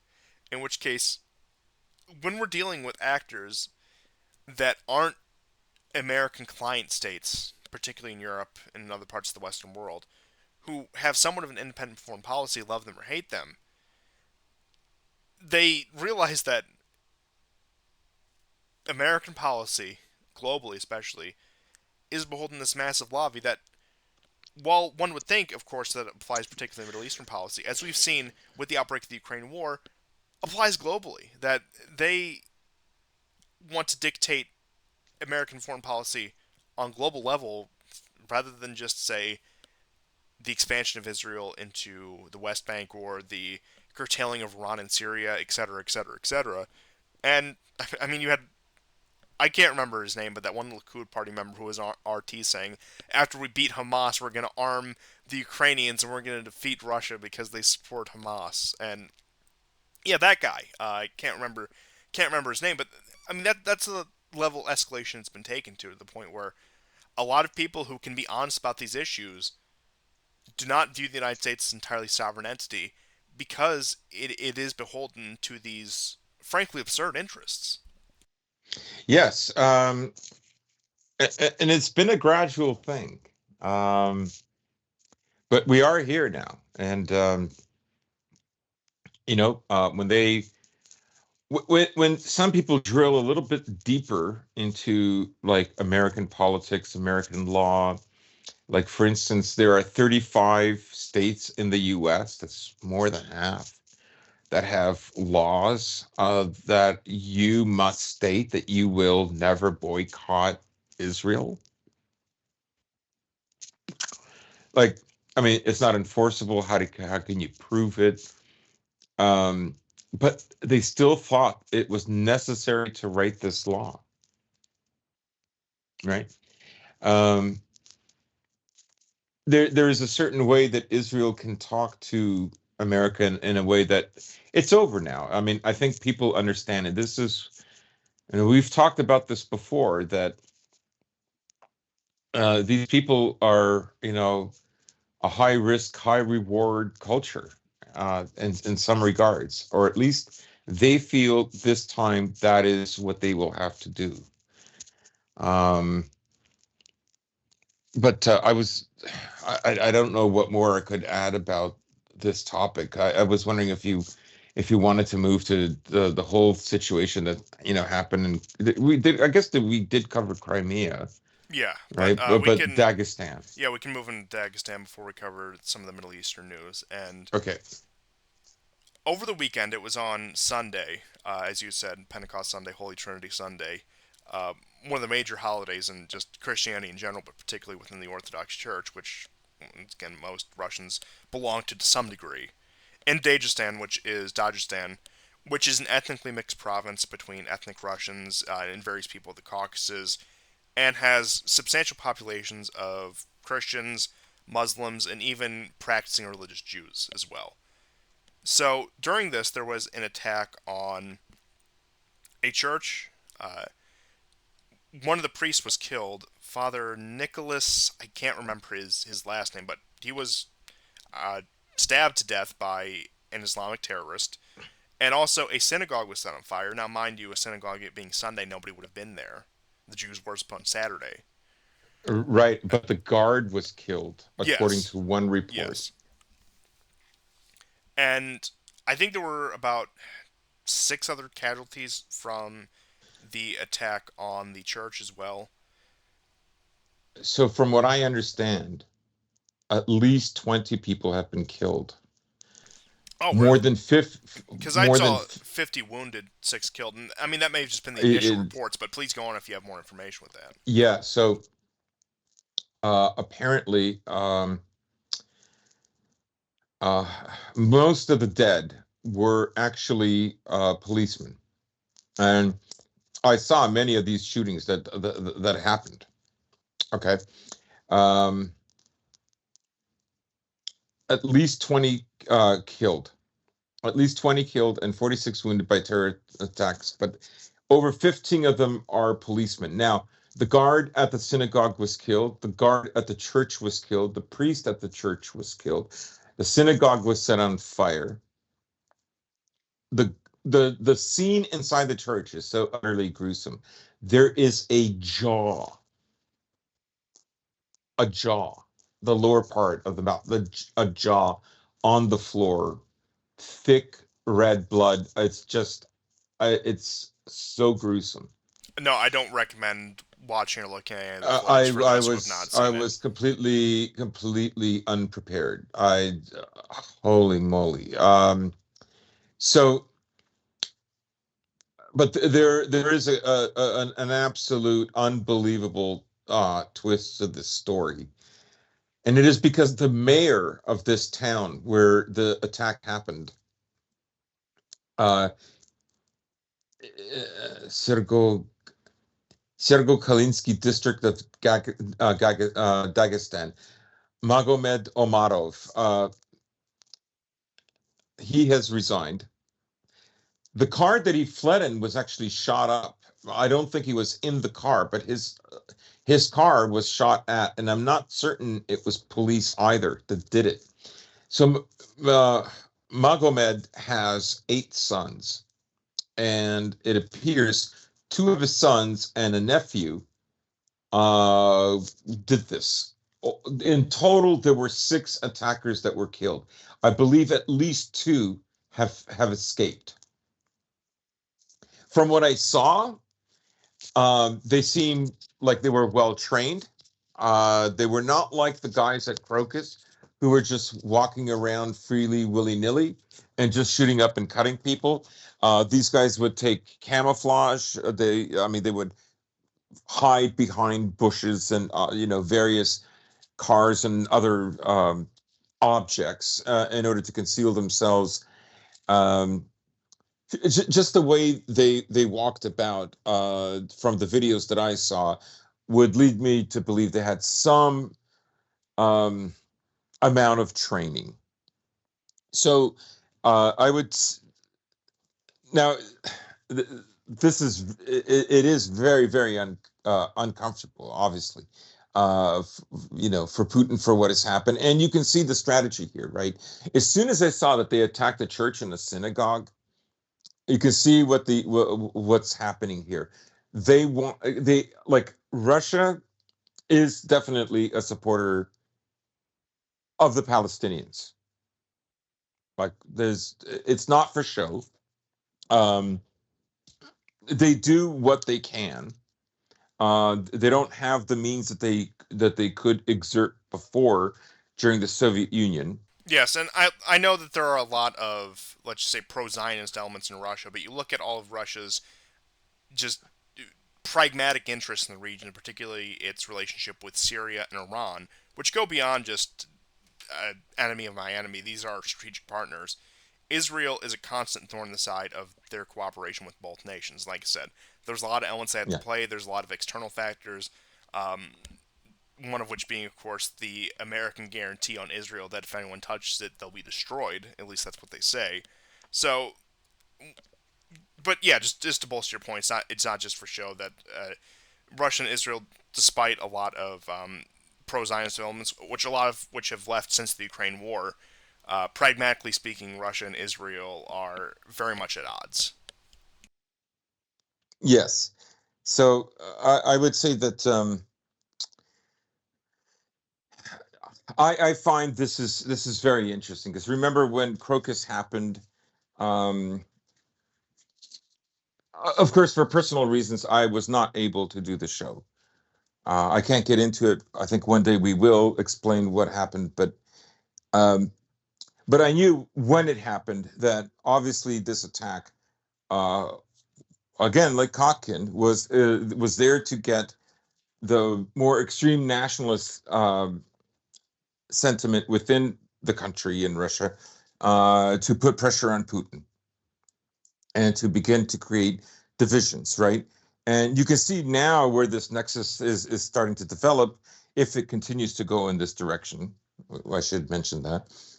And that is like this targeting of synagogues and of Christians. Obviously, this is like a kind of, Zionist wish fulfillment, right? Because um, when they're not like shitting on you and diversifying your country, they're basically telling you like, oh no, our victory is your victory.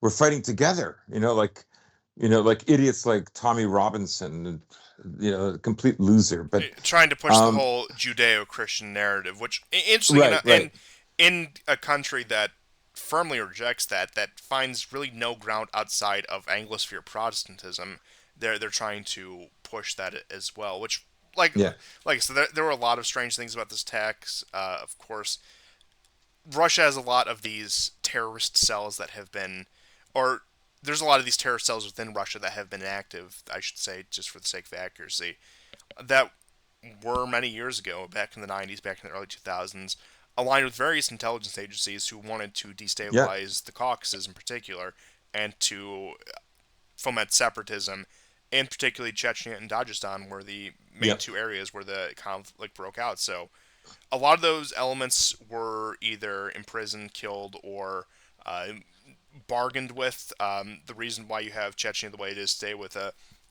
Kadyrov, a more loyalist faction to Russia, were able to rein that in under, let's just say, a more moderate structure. And there's certain agreements between the Republic of Chechnya within the Russian Federation and the centralized Russian state uh, that make for some leeway, but ultimately have them firmly loyal to the Russian Federation. But there were elements who were dissatisfied with those agreements who went abroad. A lot of them went to Ukraine and continued their operations from Ukraine. In yes, fact, yes, there's a lot of Ichkarians still fighting within Ukraine. So you still have these elements now. Whether they've been smuggled back into Russia or whether they just went inactive and just been underground, probably a combination of both. They've been activated again because they've been contacted by, of course, their former sponsors, and they do see this as an opportunity with Russia embroiled in a war in Ukraine. That what better time to take advantage of the asymmetrical warfare aspect of this and call up their old sponsors and see what they can get their hands on. Of course, uh, they'll these groups ultimately do what they want, but they'll follow certain orders. And if that's attack the church, attack the synagogue, trying to especially create this strange narrative. And like I said, there's multiple hands in all of this, as we all know. And hmm uh, I would have to wait for more details to come out to say who exactly was involved in this. Or, I mean, the other possibility, which I'm not discounting, but also seems just too convenient to, it all seems too convenient, is the fact that these were just the kind of people that you'd expect to just, oh, well, we don't like Jews either, so we're going to try to destroy the synagogue as well. Like I said, it could be that, but I would be hard pressed to believe that it was just a coincidence. It was just them going on a violent rampage. And as you said, this seemed a lot more organized, especially considering the uh, casualty rate of police officers in particular as well. And while there is nothing definitive that has come out so far, this, even more so than Crocus, seems like something that was organized by some yes. outside force. And because this was an attack that seemed like these people actually had some military experience. And I don't know anything about the guys that were caught, but even if they weren't directly involved in there, these probably were just the remnant cells of a lot of the Ichkarian groups that the Russians fought in the 90s. hmm hmm Yes, and so uh, these particular attacks happen in the Sherko-Kalinsky district. Now, there are two different towns altogether. Yes, Derbent. Now, Derbent also, we saw like where that footage emerged of two of the terrorists who were killed. One of them, I could not believe he was still alive. His arm was twisted in a way that just did not make sense. Like, I mean, like his forearm is broken. It's just now he is killed while he's lying down. He's asking for his life to be spared, but to be perfectly honest, like the cop who kills him, who finally puts him out of his misery, has already witnessed him kill like over 10 cops, right? One of the cops, for instance, is a story of one of the cops who tells like a bystander who's on the street to go inside and hide and lock the place. And he says, "No, come with me." And the cop says, "They'll follow me if they'll kill me anyways. If I come with you, they'll kill you as well." Like very brave, very brave. I mean, these people. I have to say, like, if you look at those reels where like the special forces are moving and people are like glued to this like they're watching a TV. There's none of that extra safety measures you know what I mean, like it's really. On the other hand, they're just much more willing to die, like they're just more. It's really quite something. maha maha maha halka. Mahachakala. That's the other. I'll never pronounce that. Yeah, that's where the church was in Mahachakala. That is where the church was. Yeah, a total of 16 people were injured in the Derbent, tentatively the interior. Yeah, I 20 dead. So pretty high casualty rate. I'm with you. Initially, it was just like six. You know, and then it just kept growing because it had started during daylight hours, but it was going well into the night. And you know, uh, there were reports at one point that there were hostages that were taken at the church, but in fact, they had hidden in some area and were never discovered and escaped at one point during the siege. So, they were very, very fortunate, very blessed to get out of that situation. But the priest, yes, he was killed along with the guard. The guard's name was Mikhail. So, yes, I don't know what to say. And then another tragic event was there was a building in Moscow that was set on blaze. Um, At least 9 people died. There is footage of people jumping out of the building. This isn't like the Twin Towers or anything like that, but my God. Oh wow. On the same day, I mean, I just this Sunday was just crazy. Well, Monday that yeah, I think it was Sunday, but yeah, I Yes, think it all of was this happened. Sunday.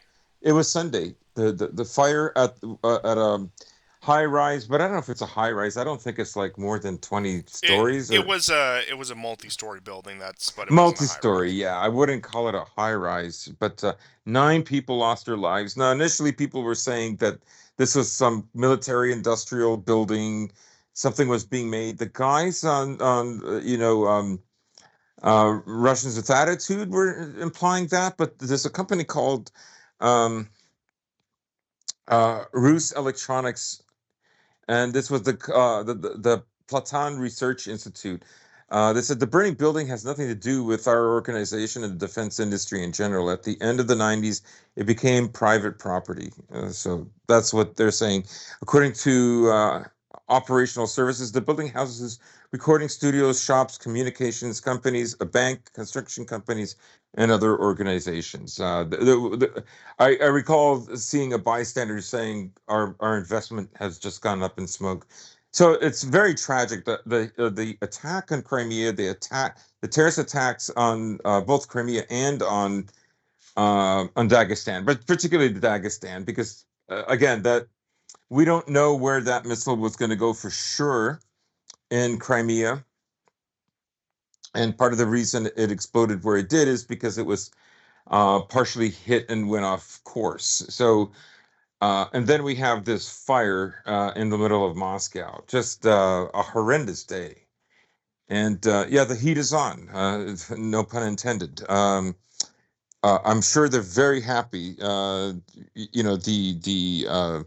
Western elites to see what they can foment.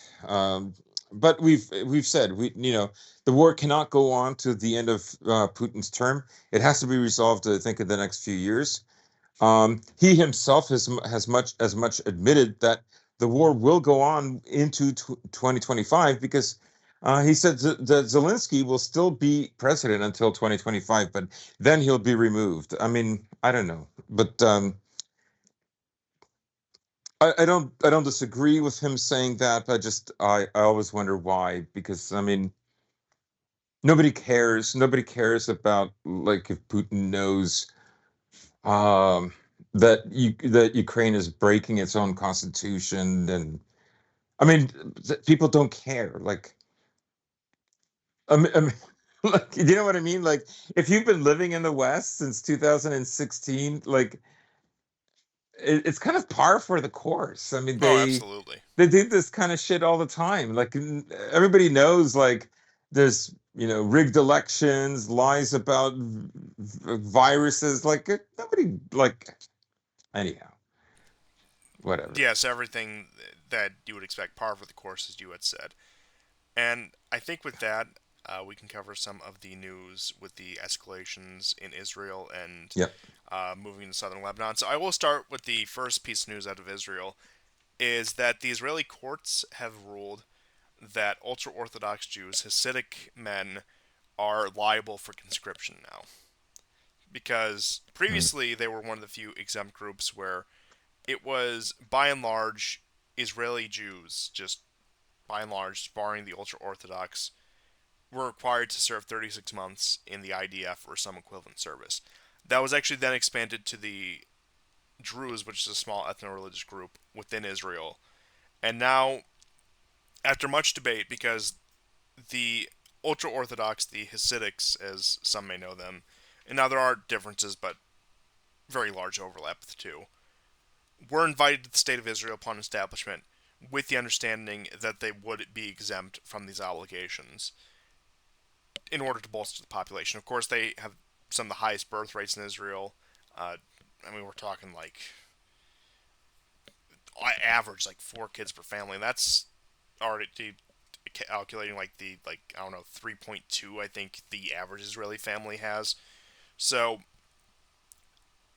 they have been a very small but very influential group in Israeli politics. They're the Jews of Israeli politics, actually, but uh, they have been able to bend the will of the Israeli state to uh, to whatever they want. They protest, they riot all the time. They live largely on state handouts.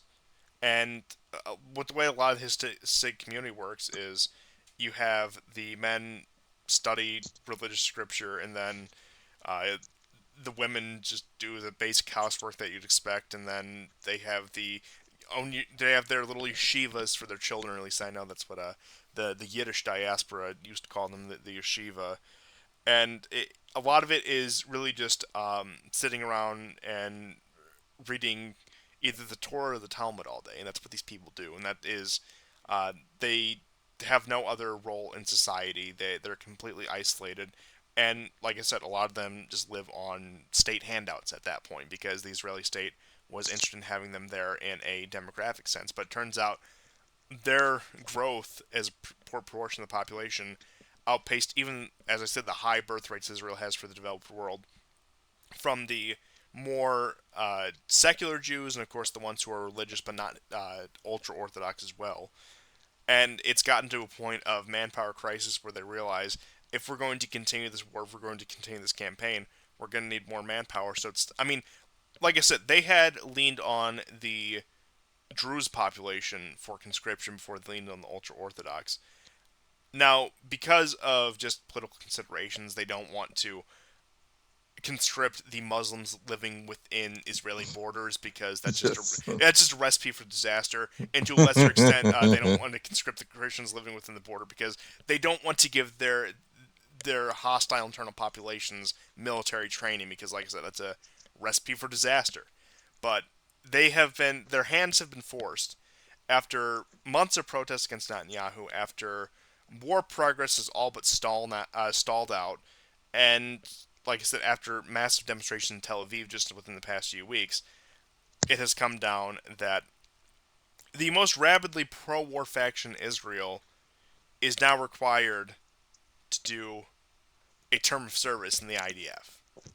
So, like I said, we're talking about the most privileged group in Israeli society is now being held to the standards of the rest of society. A group that, like I said, when they do not get their way, they have riots, they have just massive political upheaval. So I am curious what this is going to do to the Israeli war effort because this is yet another strain on the social fabric of Israel that is already coming apart at the seams. And I'll be honest, I think we're going to get some very comical responses to situations. If you've ever seen the protests and the counter protests to Yeah, yes. in Israel involving the Hasidic population, the way that the police treat them, the way that they interact with the police, just any footage out of like any Hasidic community in Israel, and even in America. I mean, I'm sure you all remember the tunnels from January.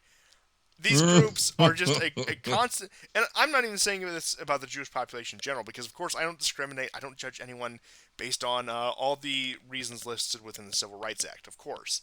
But it, like I said, no matter, they're just one of those communities that whenever they interact with the police or outside society, it's just always a nightmare.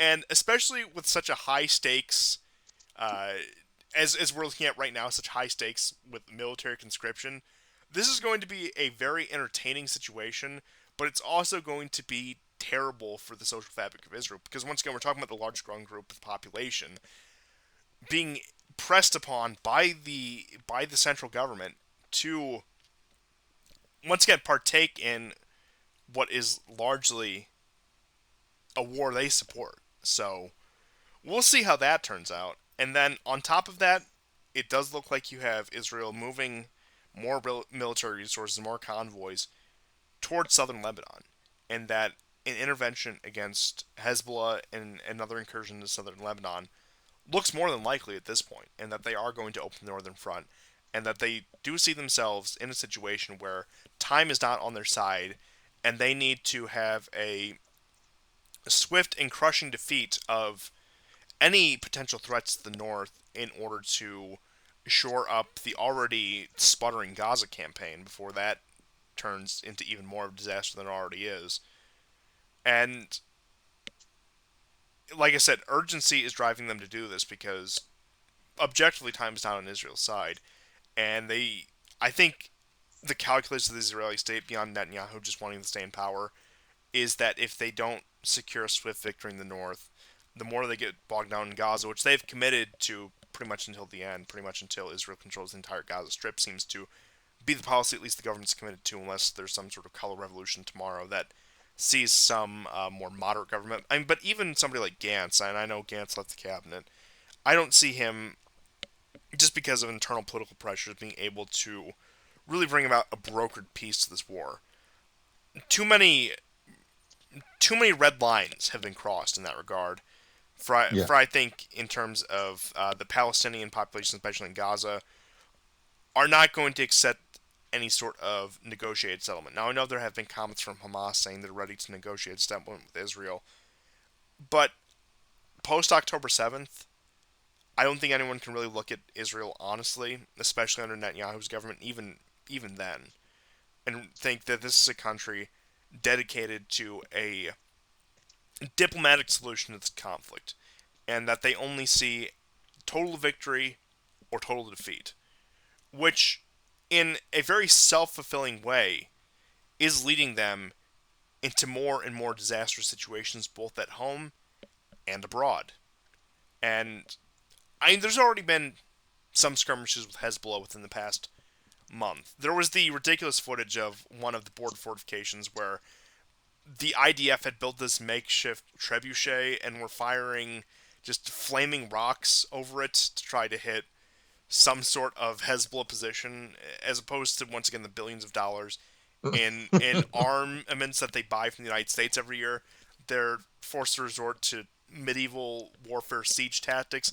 I'm still not quite sure the context behind something like that or why that ended up happening, but I mean it was entertaining nonetheless to see them just trying this 13th century siege warfare.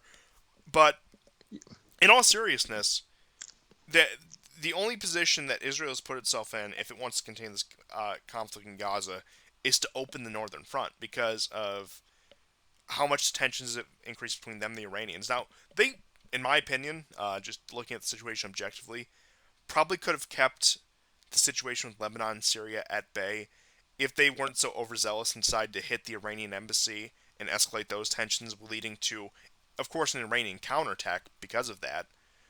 And they probably could have just kept that conflict frozen. But because they had to rip off that band-aid, and of course there's a number of other factors that took place there, they have now forced themselves into a two-front war where a large amount of the population is already exhausted from war. They're about to try to conscript one of the most unwilling populations, I would say, frankly, in the world, pushing them in the military service.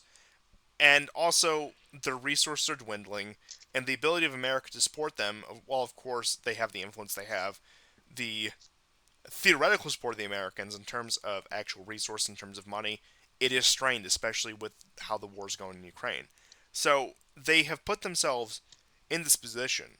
And like I said, even if somebody wants to say, oh, I support Israel, but Netanyahu, I don't support him, at a certain point, he has put the country into such an irrevocable position where you can't just go back on these things. He set the country's course for the next decade at least, and probably even longer, where no matter who succeeds him, we'll have to inherit this mess.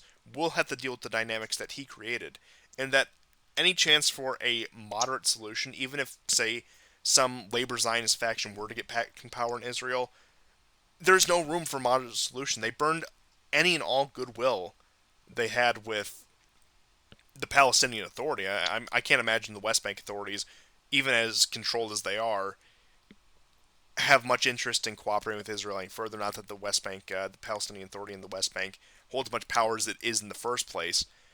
Gaza, that's completely off the table. It's either it really is just a zero sum game in Gaza. Either all the residents, all the civilians are driven out, or Israel completely concedes there. There's no diplomatic solution to it at this point because it's been pushed to that far. And then that's also on top of their relations with their neighbors. We already discussed Lebanon and Syria, and by extent Iran, which isn't a neighbor of Israel, but once again very deeply entrenched in both Syria and Lebanon. But you also have the consideration of the Egyptians and the Jordanians. The Egyptians who, if we're to believe the words of their words, did try to warn Israel about the October 7th attack, and who, while are Yes, interested in I'm glad you brought this up. yes, and who, while the Egyptians are interested in maintaining a status quo, they don't want to risk open conflict with Israel. Relations that were once relatively peaceful have now been strained to a point I don't think they've been at since the 1970s. And then you have the Jordanians. And while you might think the Jordanian state is under a rather weak and symbolic monarchy, and that's more or less run as an American military base, has a large amount of Palestinian diaspora and refugees, has a large amount of Jordanians who see themselves as ethnic kinsmen of said Palestinians, and once again, that's barring some of the more Bedouin tribes who are more like what you'd see in Saudi Arabia. But Jordan is a potential powder keg in terms of you could get a mass movement there that brings in a much more hardline government. Now, I think because of how much the American military is entrenched there, they would have either that would not happen or there would be some sort of quick clamping down on that, especially considering how vital Jordan is for supplying what is left of the Syrian rebels in order to keep the country just fractured. So, although there is potential for unrest in Jordan, it's not going to exactly be a monumental regime change. But point being is the areas at which Israel once had a tentative peace, it is completely squandered, especially because of the Gaza conflict. And they failed to convince the Egyptians or the Jordanians to take in any more Palestinians. And at this point, they're trying to pawn them off in the West because nobody else will take them because they understand the implications that these people are never going back home if we take them in, and that we're conceding their country to Israel if we do take them in. Of course, the Egyptians don't want to bear that, and then the Egyptians also have to deal with the logistical issues of taking care of these people. And also, a lot of these people are going to come over. They're going to be militants. They're going to have this training, and they're going to use Egypt as a base of operations for further attacks into Israel, because they literally have nothing left to lose at that point. In which case, that risks escalating the conflict to draw in the Egyptian state. And like I said, Sisi being the whose main priority since he took power in 2012, 2013, I think it was 2013, has been stability above all else, making sure that Egypt does not turn into a dysfunctional hellhole like their neighbors in Libya, or have what happened to Syria or Iraq, and really trying to be the quintessential stable Arab state that isn't a Gulf country. And I think that has been Sisi's goal since he's taken power. And with the escalations out of Israel, it becomes increasingly more difficult, especially when your population, say this, when your population by and large hate the Israelis and view them as probably their worst rival and would love nothing more to see them, at least some of them would love nothing more to see them wiped off the face of the earth. And like I said, it's a recipe for disaster. And now we have Israel and I think the move actually does make some logical sense where they need to have a swift victory somewhere in order to alleviate the pressure, in order to regain public confidence, and that if they think they can go into Lebanon and wipe out Hezbollah, which I don't know after 2006 where they would have gotten that impression, that would regain public confidence. It would strike a blow to the Iranians. They would have the backing of the Americans, and it would allow them to use that regained public confidence to try to finish this mission in Gaza. But like I said, I think both in terms of Hamas and Gaza and in terms of Hezbollah and Lebanon, both are far too entrenched to be done away with by just an idea of clearing operation we may have seen early on in the Israeli state. And like I said, 18 years ago, we saw what the last war between Hezbollah and the IDF looked like, and they want to try that again because really, while it may look illogical on the surface, I do think that from the Israeli security perspective, they've left themselves no other options. Yes. I'm curious to see how this war goes. You know, I suppose Israel, when it went in 2006, I think it thought that it could do what it did in the 80s, when it went in and it stayed till 2000. At one point it controlled certain parts of Beirut. Like 55% of the country was under its control, you know. But then, it was reduced in size, and it just, I mean, what the Israelis want is that river in the south of Lebanon because it provides fresh water for the Israelis. And, they went in 2006 and they did not have the stomach for it anymore. That changed. Now they're putting together a force that's much larger than 2006. That's apparently even a little bit larger than the force they used in the 80s. So they really want to go in. Now they're really going to want to go in with like a lot of bombs. They're going to want to gasify Lebanon. And at the moment, I don't know if Hezbollah has any proper air defense systems. There are rumors that Hezbollah has reached out to Israeli officials and has said that they don't want to engage in a full-scale war. I don't know. Remember, the Israelis pushed the Americans for some kind of a truce to free up Israeli hostages, and then they said that it was not their plan. It's that kind of. I honestly don't know who to trust. Of course, in that situation, I know the Israelis are lying, but I didn't see a proper source that verified this. So, I mean, the Israelis seem like they are going to move in, and part of the reason is, of course, People are leaving this area, and it's an area that Israel spent decades trying to populate, uh, ever since the conflict with Syria in the 60s, and Lebanon in the 80s and 90s. So I guess we shall see. I think Hezbollah is obviously a stronger force than it was in 2006. I don't think that's disputable. What do they have up their sleeve? I don't know. I mean, Hezbollah and even Hamas have knocked, but particularly Hezbollah has knocked down no less than four American surveillance drones. It's not the Global Hawk. That's the really, really expensive one. It's the other ones. But nonetheless, it costs millions and millions of dollars for these things. It still shows capability. Remember in 2000, May 2021, when the Palestinians also made some attacks, right? And they were more impressive than what we saw in 2014. I'm just saying, gradually, these attacks are becoming more and more sophisticated. And really, part of the panic the reason this panic is set in is because ultimately the Israelis spent so much money on this security apparatus that they built billions of dollars worth. Sensors that could sense the ground, being disturbed by a car. All of that failed, and all of it might have been a setup anyways. I know people. I saw that tweet that on October the 7th, the Israeli army had planned for an attack, and that they would take between 200 to 250 refugees, just the way it happened on October the 7th. Of course, what they're going to do is say, oh, these are just projections. Obviously, it's not like we really knew. I mean, well, you do have satellites, and you do have drones that constantly surveil Gaza 24/7. You would have seen them training.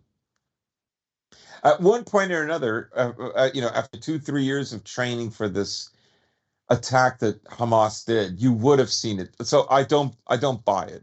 And Netanyahu finds out that there's been a breakout out of Gaza after lunch.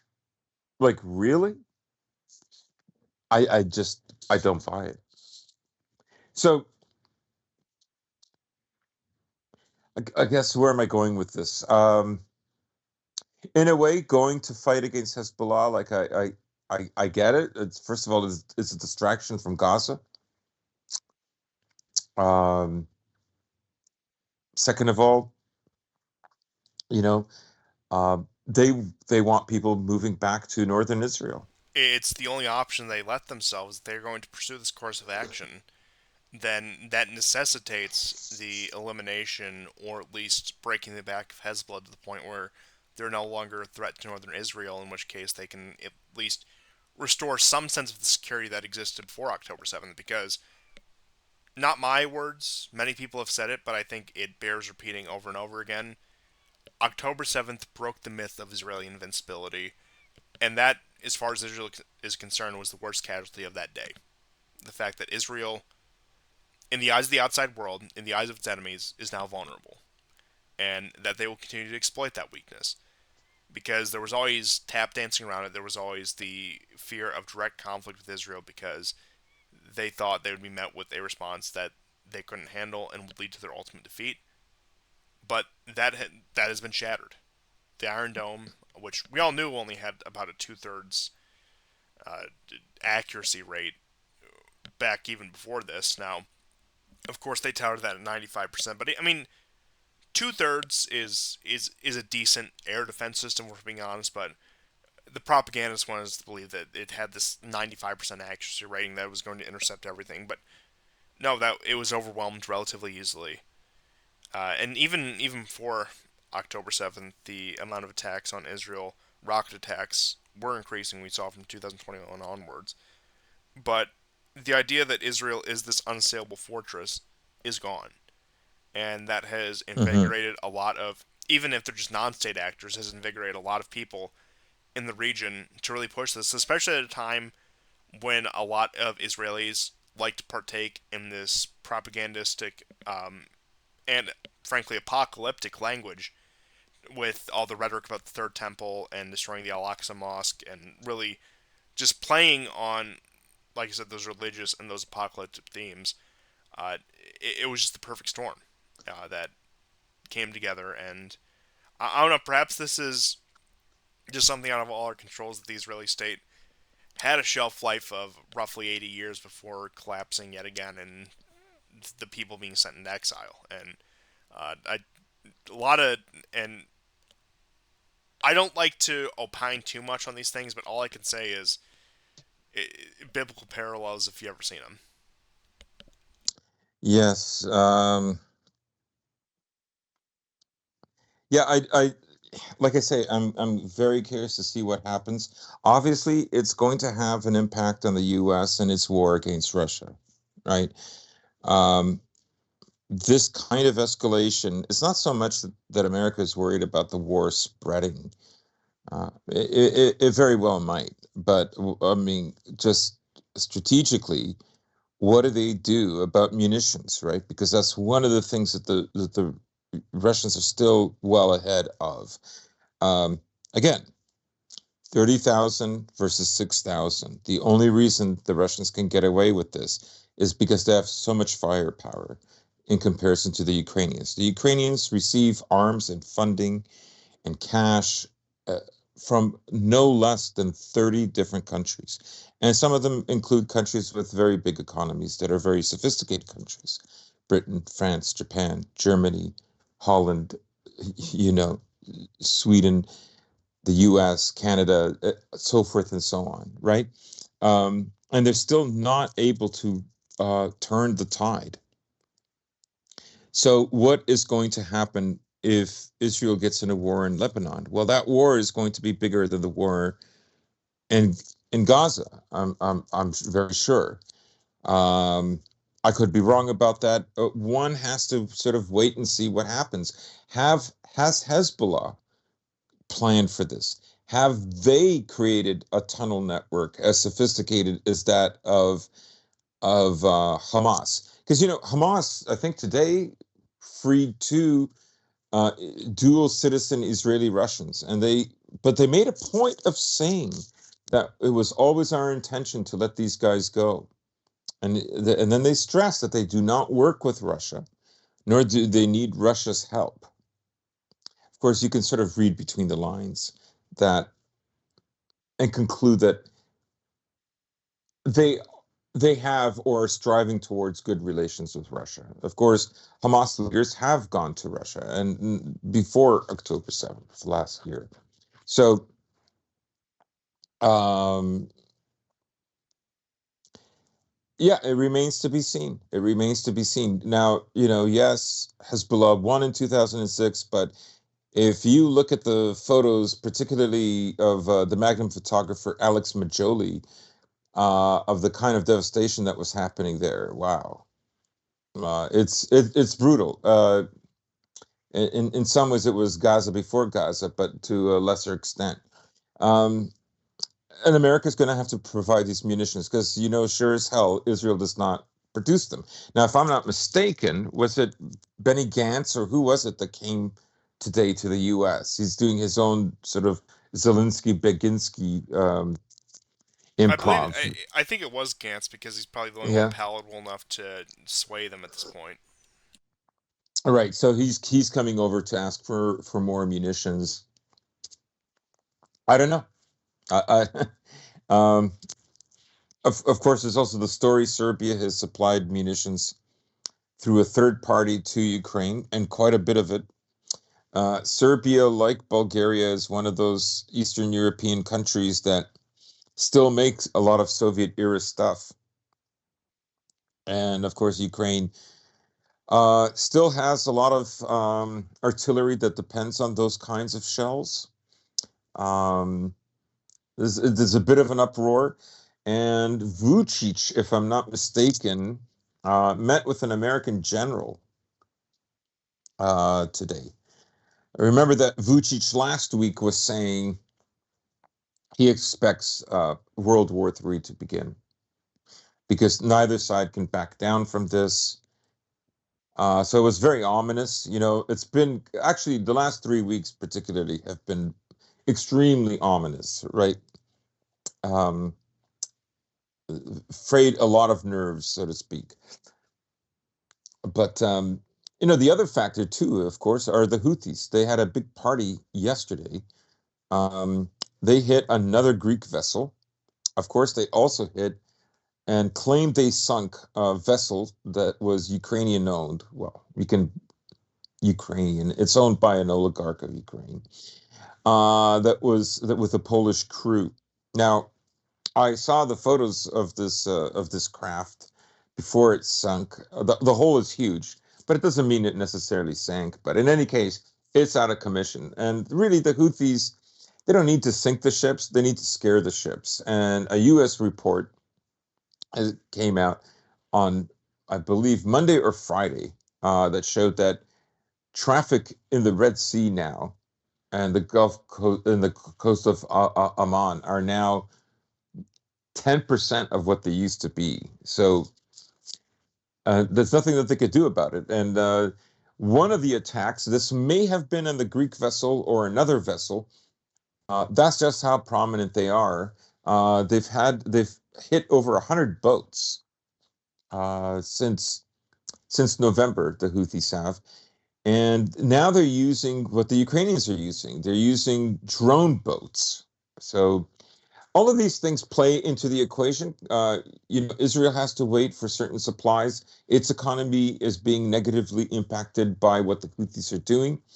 Chinese and Russian ships are exempt, of course. They can go through the Red Sea.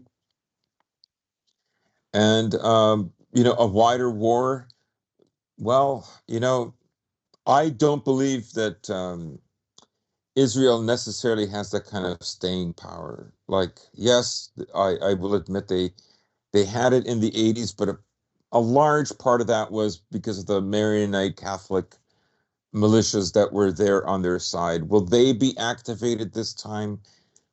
I don't know. No, and Israel stabbed them in the Hezbollah back multiple times. was not a thing then. Hezbollah came later, if I'm not mistaken.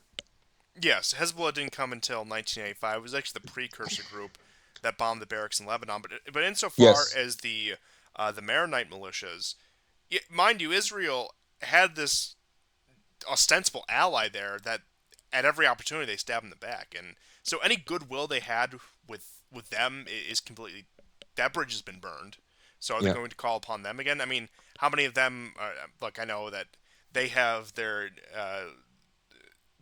number of issues with the Palestinian movement, with Hezbollah, whatever. But point being is, how many of them are going to tie themselves to Israel's sinking ship in order to maybe get one over on their ethnic and religious rivals? I don't think many of them at that point are going to do it. Now, of course, there'll be some, but point being is, yeah, any sort of sympathy Israel would have had among the Lebanese population, if we're talking about any sort of intervention, has been completely burned to the ground. Hmm. And I mean, also a lot of these people who would have sided with that have emigrated because there's just no prospects, especially after from 2020 onwards, after the explosion of the Beirut port. Lebanon's economy still has not recovered almost 4 years later. And like I said, I don't know exactly what the Israeli plan for victory is here. Just, oh, very good. Sorry, you interrupted me with a Telegram message. I'm pleased to report that the biggest coal mine on Twitter, Visegrad 24, which was supposed to be an account, and I remember, now of course it always has its subversive elements, but before the Ukraine war, it at least had something to do with nationalism in Central and Eastern Europe. Would throw some praise to Orban in Hungary, but it was always one of these controlled oppositions. But yeah, Visegrad 24, one of the biggest coal mines on Twitter, has been suspended. That's welcome news. I have nothing but contempt for them. I think it came out. I think they weren't. They claimed to be Polish for a number of years, and it got outed that they weren't even run out of Poland, and that it was just this op account trying to con European nationalists into once again supporting the neoconservative excesses of the American empire. So good riddance. But yes, but thank you for that. But going back to Lebanon, like I said, I don't know exactly what the Israeli strategy is here for clearing out Hezbollah, and I do think what it looks like to me, I could be wrong, but what it looks like to me is a something of a last ditch effort. That it's a now or never moment, and that if they don't dislodge them now, they're never going to get their chance. Yeah. But I don't know, unless there were any other miscellaneous news items that I'd. I did find like one or two, and it concerns Africa. Now, the U.S. sent one of what's the name of the general um, to Botswana. Uh, of course, the U.S., as you know, is looking for new partners in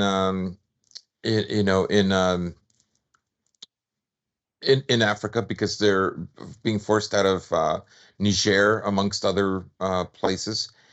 Let me find the name. Um,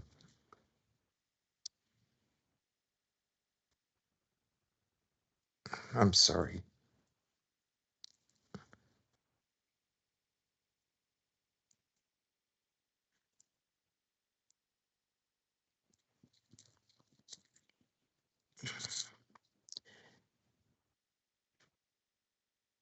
Anyhow, I don't know his name, but he has gone to Botswana for a deal, and this comes at the same time that Biden has said uh, that he considers Kenya a non-NATO ally. Yes, a major non-NATO ally. What does this mean for Biden's Kenya pledge? Now, he said that, and then Kenya is now going through a coup. There are 9 dead. The parliament has been evacuated through underground tunnels. So I just More find that. tunnels. Yes, more tunnels. Yes, deputies of the Kenyan parliament were evacuated through underground tunnels when protesters broke into the building. Yeah, there's some pretty horrific scenes. The police eventually began using live rounds. 8 dead, multiple injured in huge anti-government protests in Kenya. Now, I'm honestly, I am not. I have no idea if these protesters are like pro US, organic, or Russia, China. So I don't know.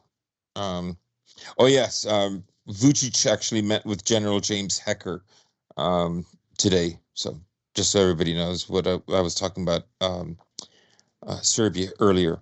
So yes, bizarre, right? Yes. And lastly, the last bit of news is a guy named Camille Camille Korek, alias Korek, detained by the police for sabotage on behalf of Russia. Note, wearing a Svaston Defenders of Europe T-shirt. So this guy is an RDK guy. I don't know how this happened, except excerpt from an interview that took place at the beginning of the SMO. Korek, a Polish volunteer in the White Rex unit. Remember, that's the RDK guys, the Kapuzin guy who's like half Russian, half Jewish, raised in Germany. Well, this Polish guy is part of his group, and apparently they're responsible for some of the some of the vandalism that has taken place in Europe. It turns out that a nationalist from Gdansk Ultras, who fought on the side of the Banderas, is responsible for sabotage for Russia. You read that right. He and his colleagues set fire to several buildings, including a restaurant. They were currently planning to set fire to an American factory, but were detained. There's not much to say about this militant activity in the ranks of the RDK, sitting in the deep back and twiddling his thumbs in his patches, taking pictures. Maybe he did something and got paid for it. That is the typical heroic exploits of the average Nazi mercenary in Ukraine, blah, blah, blah. Formerly, he belonged to two Belarusian battalions and the RDK. So this completely bizarre story.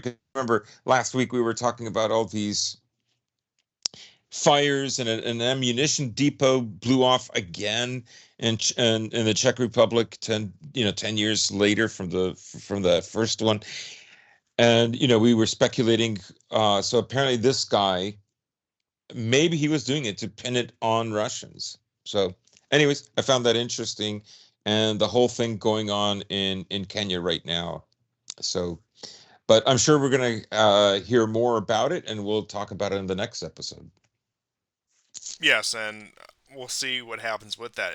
Once again, another escalation in Africa, other end of the continent. But we had the Niger coup last year, and uh, as Biden had said, one of the biggest non-NATO U.S. allies, and whatever influence the West had in Africa, and think what you will about Africa, but it's a resource-rich, very strategic continent, is dwindling.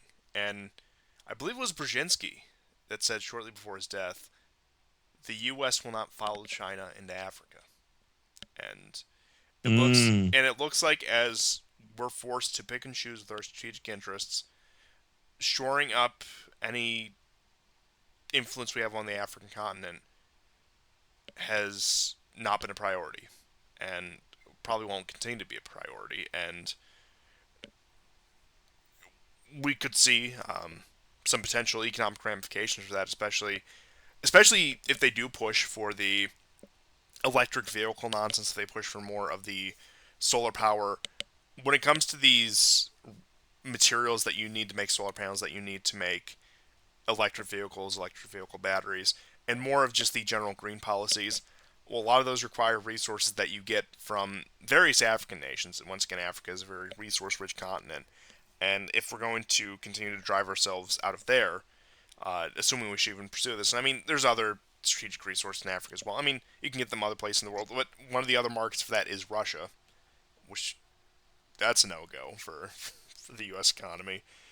Uh, it shooting itself in the foot if we're to follow the logic that the American Empire set up. If we're to look at the American Empire from its raw interests, once again shooting itself in the foot and continuing to lose influence. And a lot of that is because of LGBTQ CIA virtue signaling and just generally showing itself to be an unreliable partner. And also, if we extend this to the French, also being part of the collective West, how they've been driven out of Africa, how they've shown themselves insufficient to clamp down on the problems there and to be proper guarantors of whatever regime that might be. The replacement of French forces with the Wagner Group and other groups from Russia and China as well.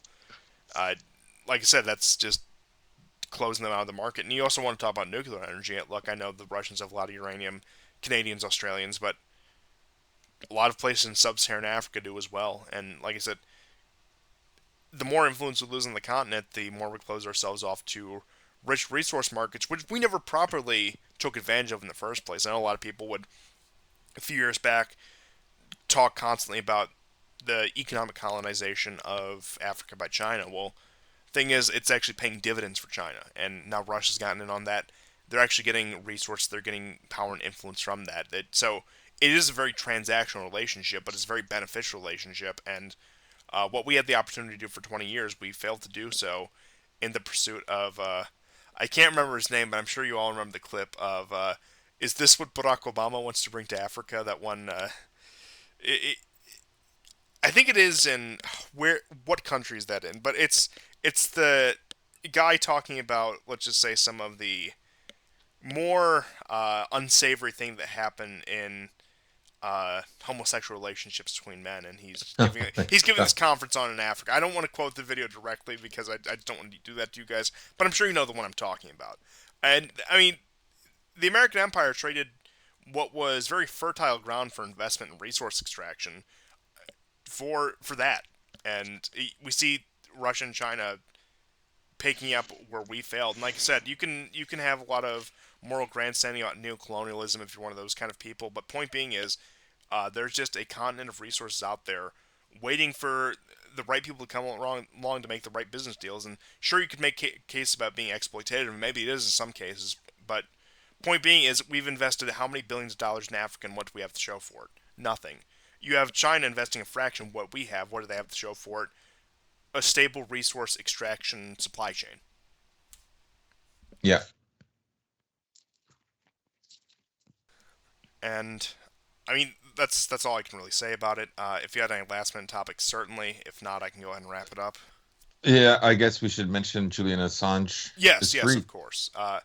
And I did see that, of course, after 5 years and very ragged prison conditions, he didn't look well at all. It's a miracle he survived, however. He pled Hmm. guilty. He turned over the WikiLeaks servers. He pretty much surrendered his entire operation, which was to be expected when this thing happened because he was set free by the UK and then immediately boarded a plane and ended up landing in, I believe it was either Guam or American Samoa, one of the American Pacific Islands, and then immediately pled guilty upon facing the charges he had faced in the U.S., which was espionage. Uh, they dropped the sexual assault charges. I mean, I know those were out of Sweden, but they actually dropped those a long time ago, pretty much admitting that yeah, pretty much all was an op against him. But Julian Assange conceded defeat, and I know there's a lot of people who had their misgivings about him for a number of reasons. And I mean, at the end of the day, I think he was just a principled liberal to a fault in terms of freedom of information, and he paid the price for it. And we'll see the fate of WikiLeaks if the website actually does get taken down, how much of it does get taken down. But treasure trove of documents and information would certainly have been copied and mirrored elsewhere. I mean, a lot of the secrets are already out, but they're just shutting down this operation while they can. And I mean, it is the end of an era. Seeing pretty much one of the biggest thorns of the side of the American empire finally get done in by them. And honestly, I can't fault him for waving the white flag on the project. I doubt he really had much choice. But I really hope that for the first time in a number of decades, the man can find peace in his life and realize that yes, he actually did make a difference, despite everything, despite the fact that his project was taken down in the end. That he did make, at least in some places, a positive difference in the world. So honestly, I have only positive things to say about Julian Assange, but it's a shame what happened. Yeah, I mean, in the end, America will always be known as the country that nearly killed the journalist because it revealed the corruption of said country. Now, in many ways, he has already become a relic of an America that has long died. None of these contradictions matter to America or Americans anymore. Like in many ways, this is part of the shift from America being like the universalist upholder of democracy, liberal ideology and all of that stuff that it purports to be about. Um, it can't do it anymore because it realistically still wants to be the hegemon of the world. And that ideology is dying. And frankly, like back in 2009, 8, 10, 11, 12, 13, 14, like I would go to WikiLeaks, right? Like during the election, right? And you have that stupid woman on MSNBC or is it ABC News, that lesbian woman with the long neck, whatever her That name doesn't is. narrow it down. Wait, Anyways, are you talking about Maddow? yes, Maddow. She literally says shit like the Russians, stole the information and gave it to him. Like, why wouldn't they release it themselves? Why would they go to him? Why? I mean, yeah, I mean the Russians have a They're robust. already in a war in Ukraine.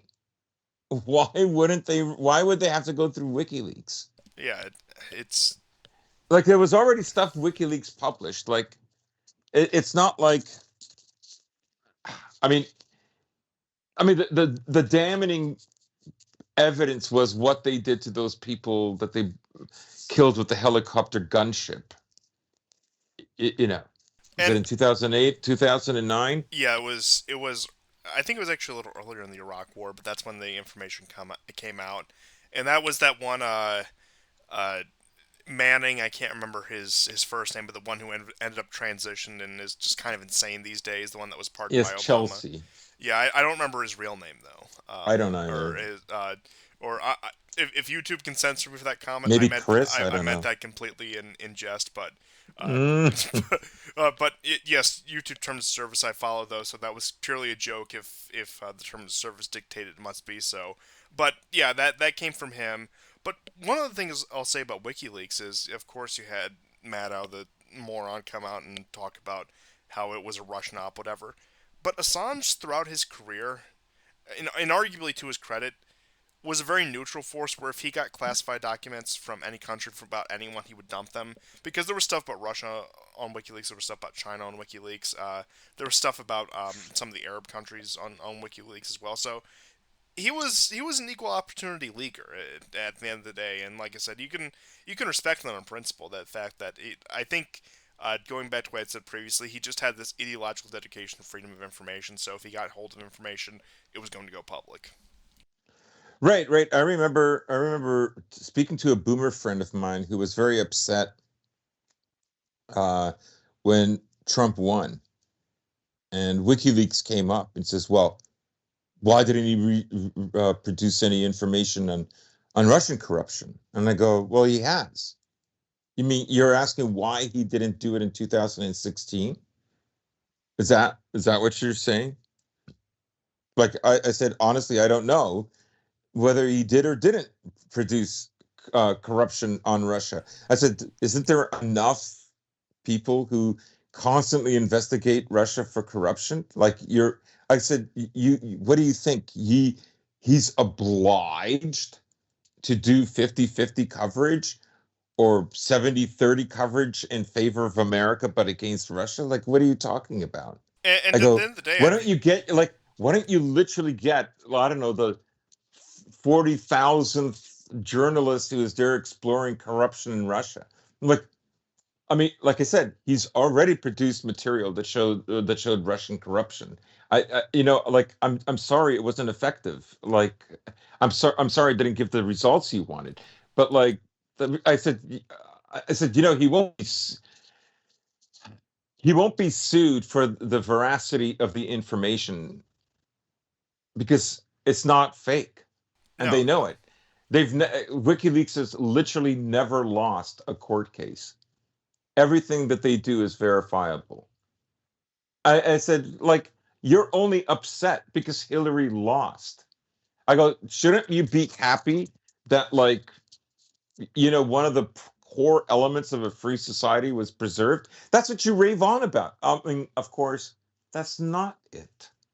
You, you don't want a free society. You want certain people out of a society that's should be only for you. It's just kind of like I really hate, the sexualization of children, LGBTQ agenda, migrants, unless it's Russia. I hate Russia than all those things combined. It's that's I don't know, your typical kind of Western boomer. Like at the end of the day, Yeah, and once again, very few people actually are principled liberals. Not that I even think liberalism is a good thing in a vacuum, yeah, but yeah, pretty much everyone has their limit when it comes to free speech. I openly admit I would prefer a much more let's just say legally coded right wing society. I'll be completely honest about that. And I hmm think if you were to press most people, they have their hard lines. A lot of those do come down to the fact that there are unacceptable political and social views that they would not tolerate in society.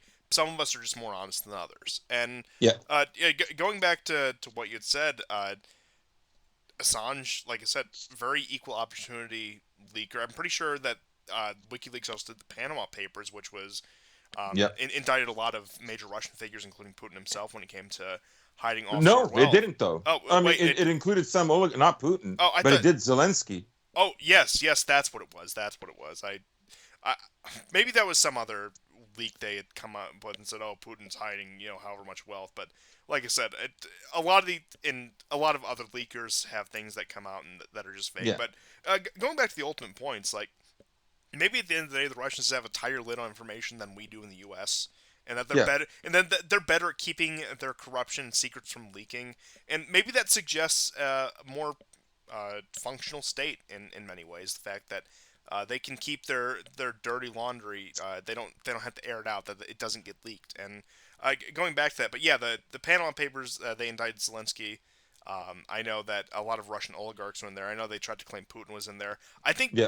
no, what it was, I remember what it was. Mm, They mm. had this roundabout way that Putin's connected these and these people who are all laundering their money through this and But there's this. nothing directly linked Yeah, to Putin. nothing. And yeah, that's what it was. Okay, I got my bearings with that now. That was like, oh no, that was like years ago, like 2017, I think. But um, yeah, that's what it was. But yeah, when it comes to Assange, like I said, the guy was, and in many ways I respect him for, just wanted just unbridled freedom of information. And I do think that, uh, while some may call me a hypocrite for what I just said.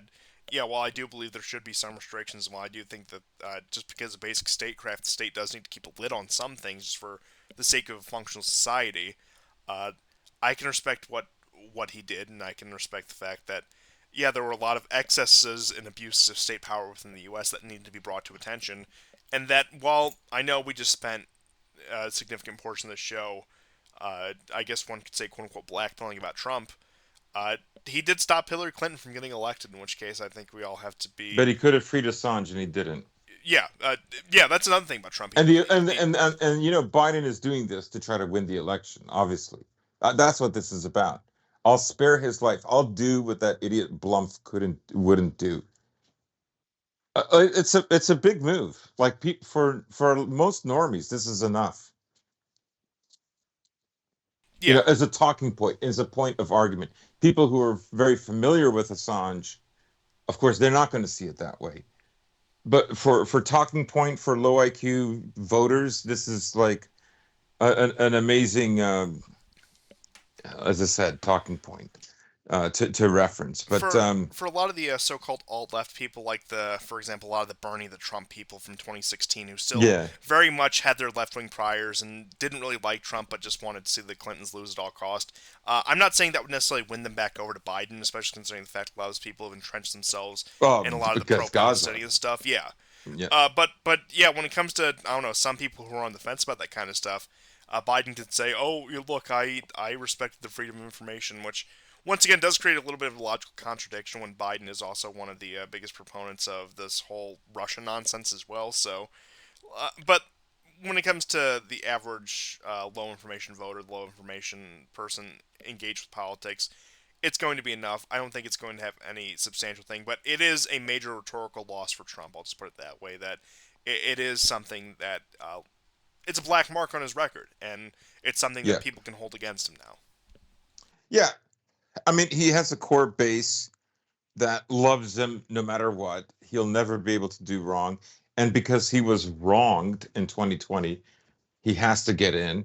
And of course, he has, new supporters that don't care.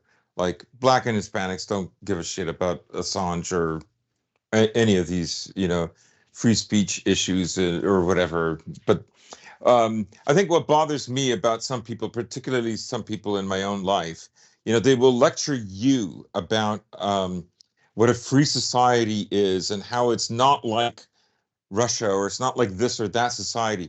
But my God, if ever those values are upheld to the point that I don't know, they literally just lose. Like what is my friend lost here, right? He concedes that the invasion of Iraq was a lie.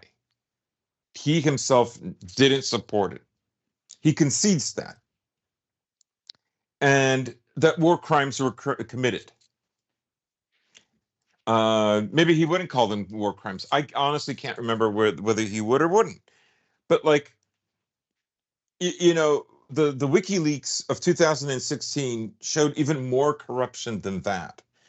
And the only reason he was upset by this, that he wished Assange had never done this, is because it made Russia happy instead of making him happy, or it made Russia more happy. But I don't get it. It's like I mean, this dude is like 9 years older than I am.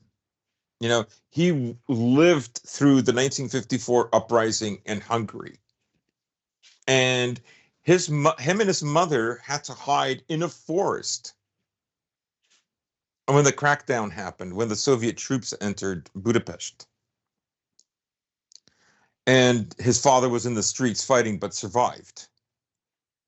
Okay, I get it. I understand why America and liberal democracy are like a religion, or a kind of a savior for you.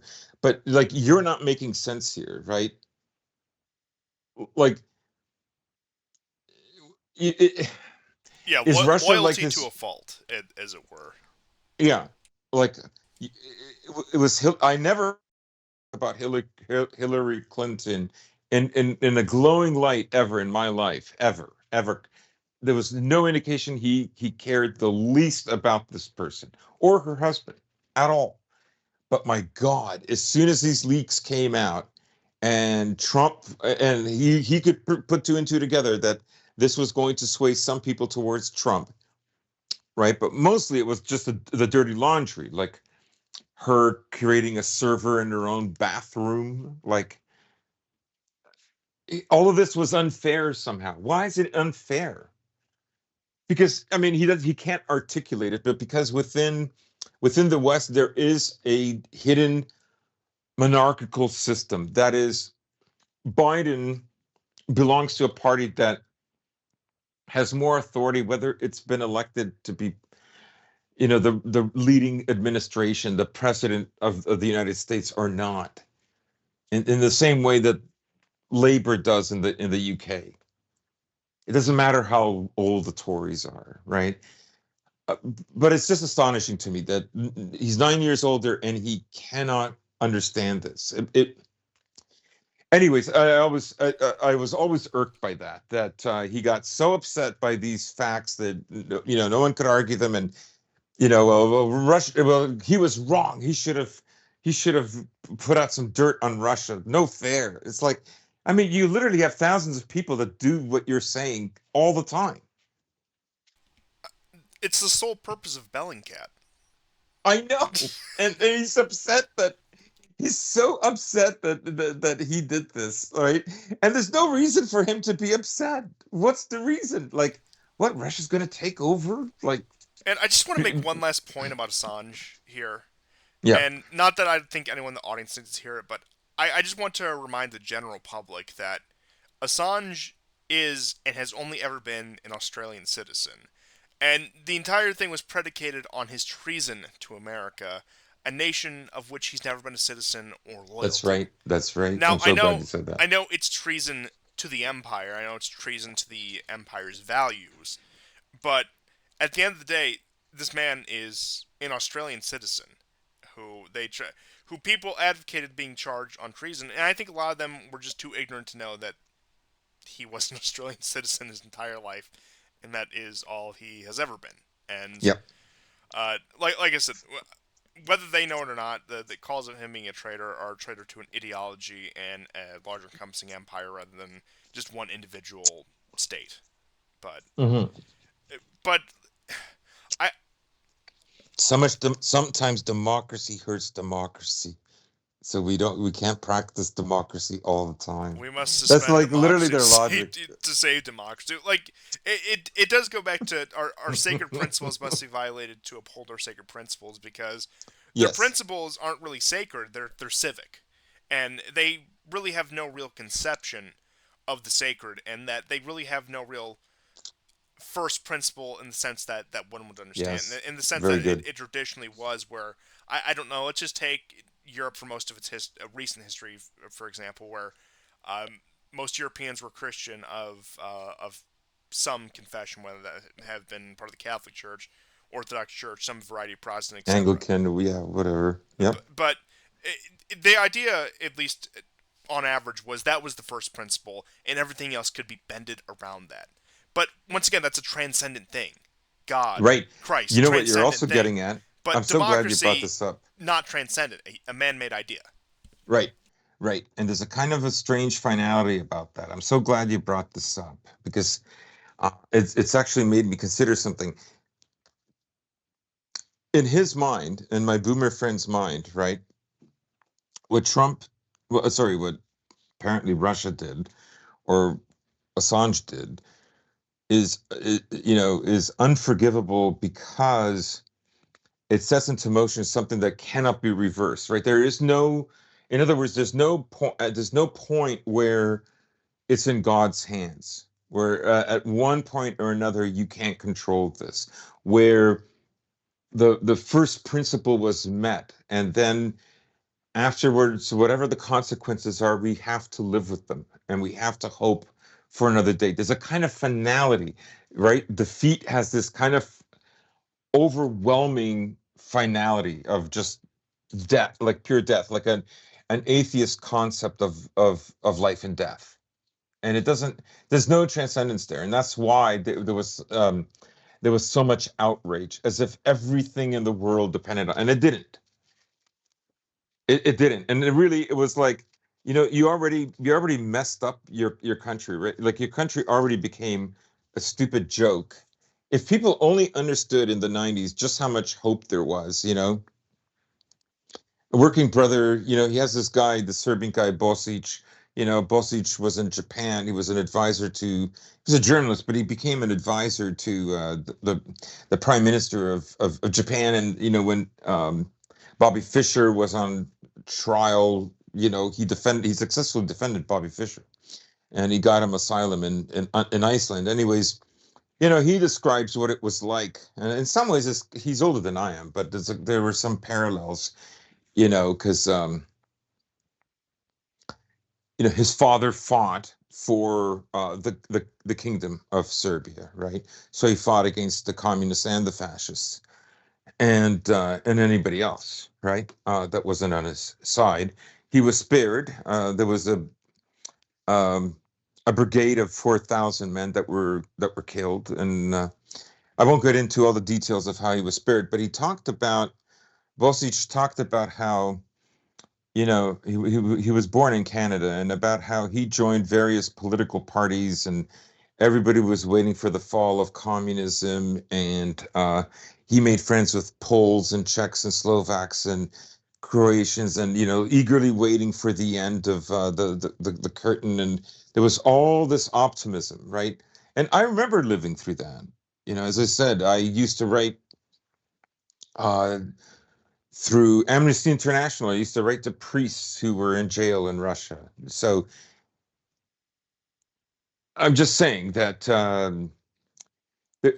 that's what America betrayed. It first of all projected this kind that this is what the benefit would be, and then it fooled the people, right? And then it just committed atrocities, with its Israeli friends.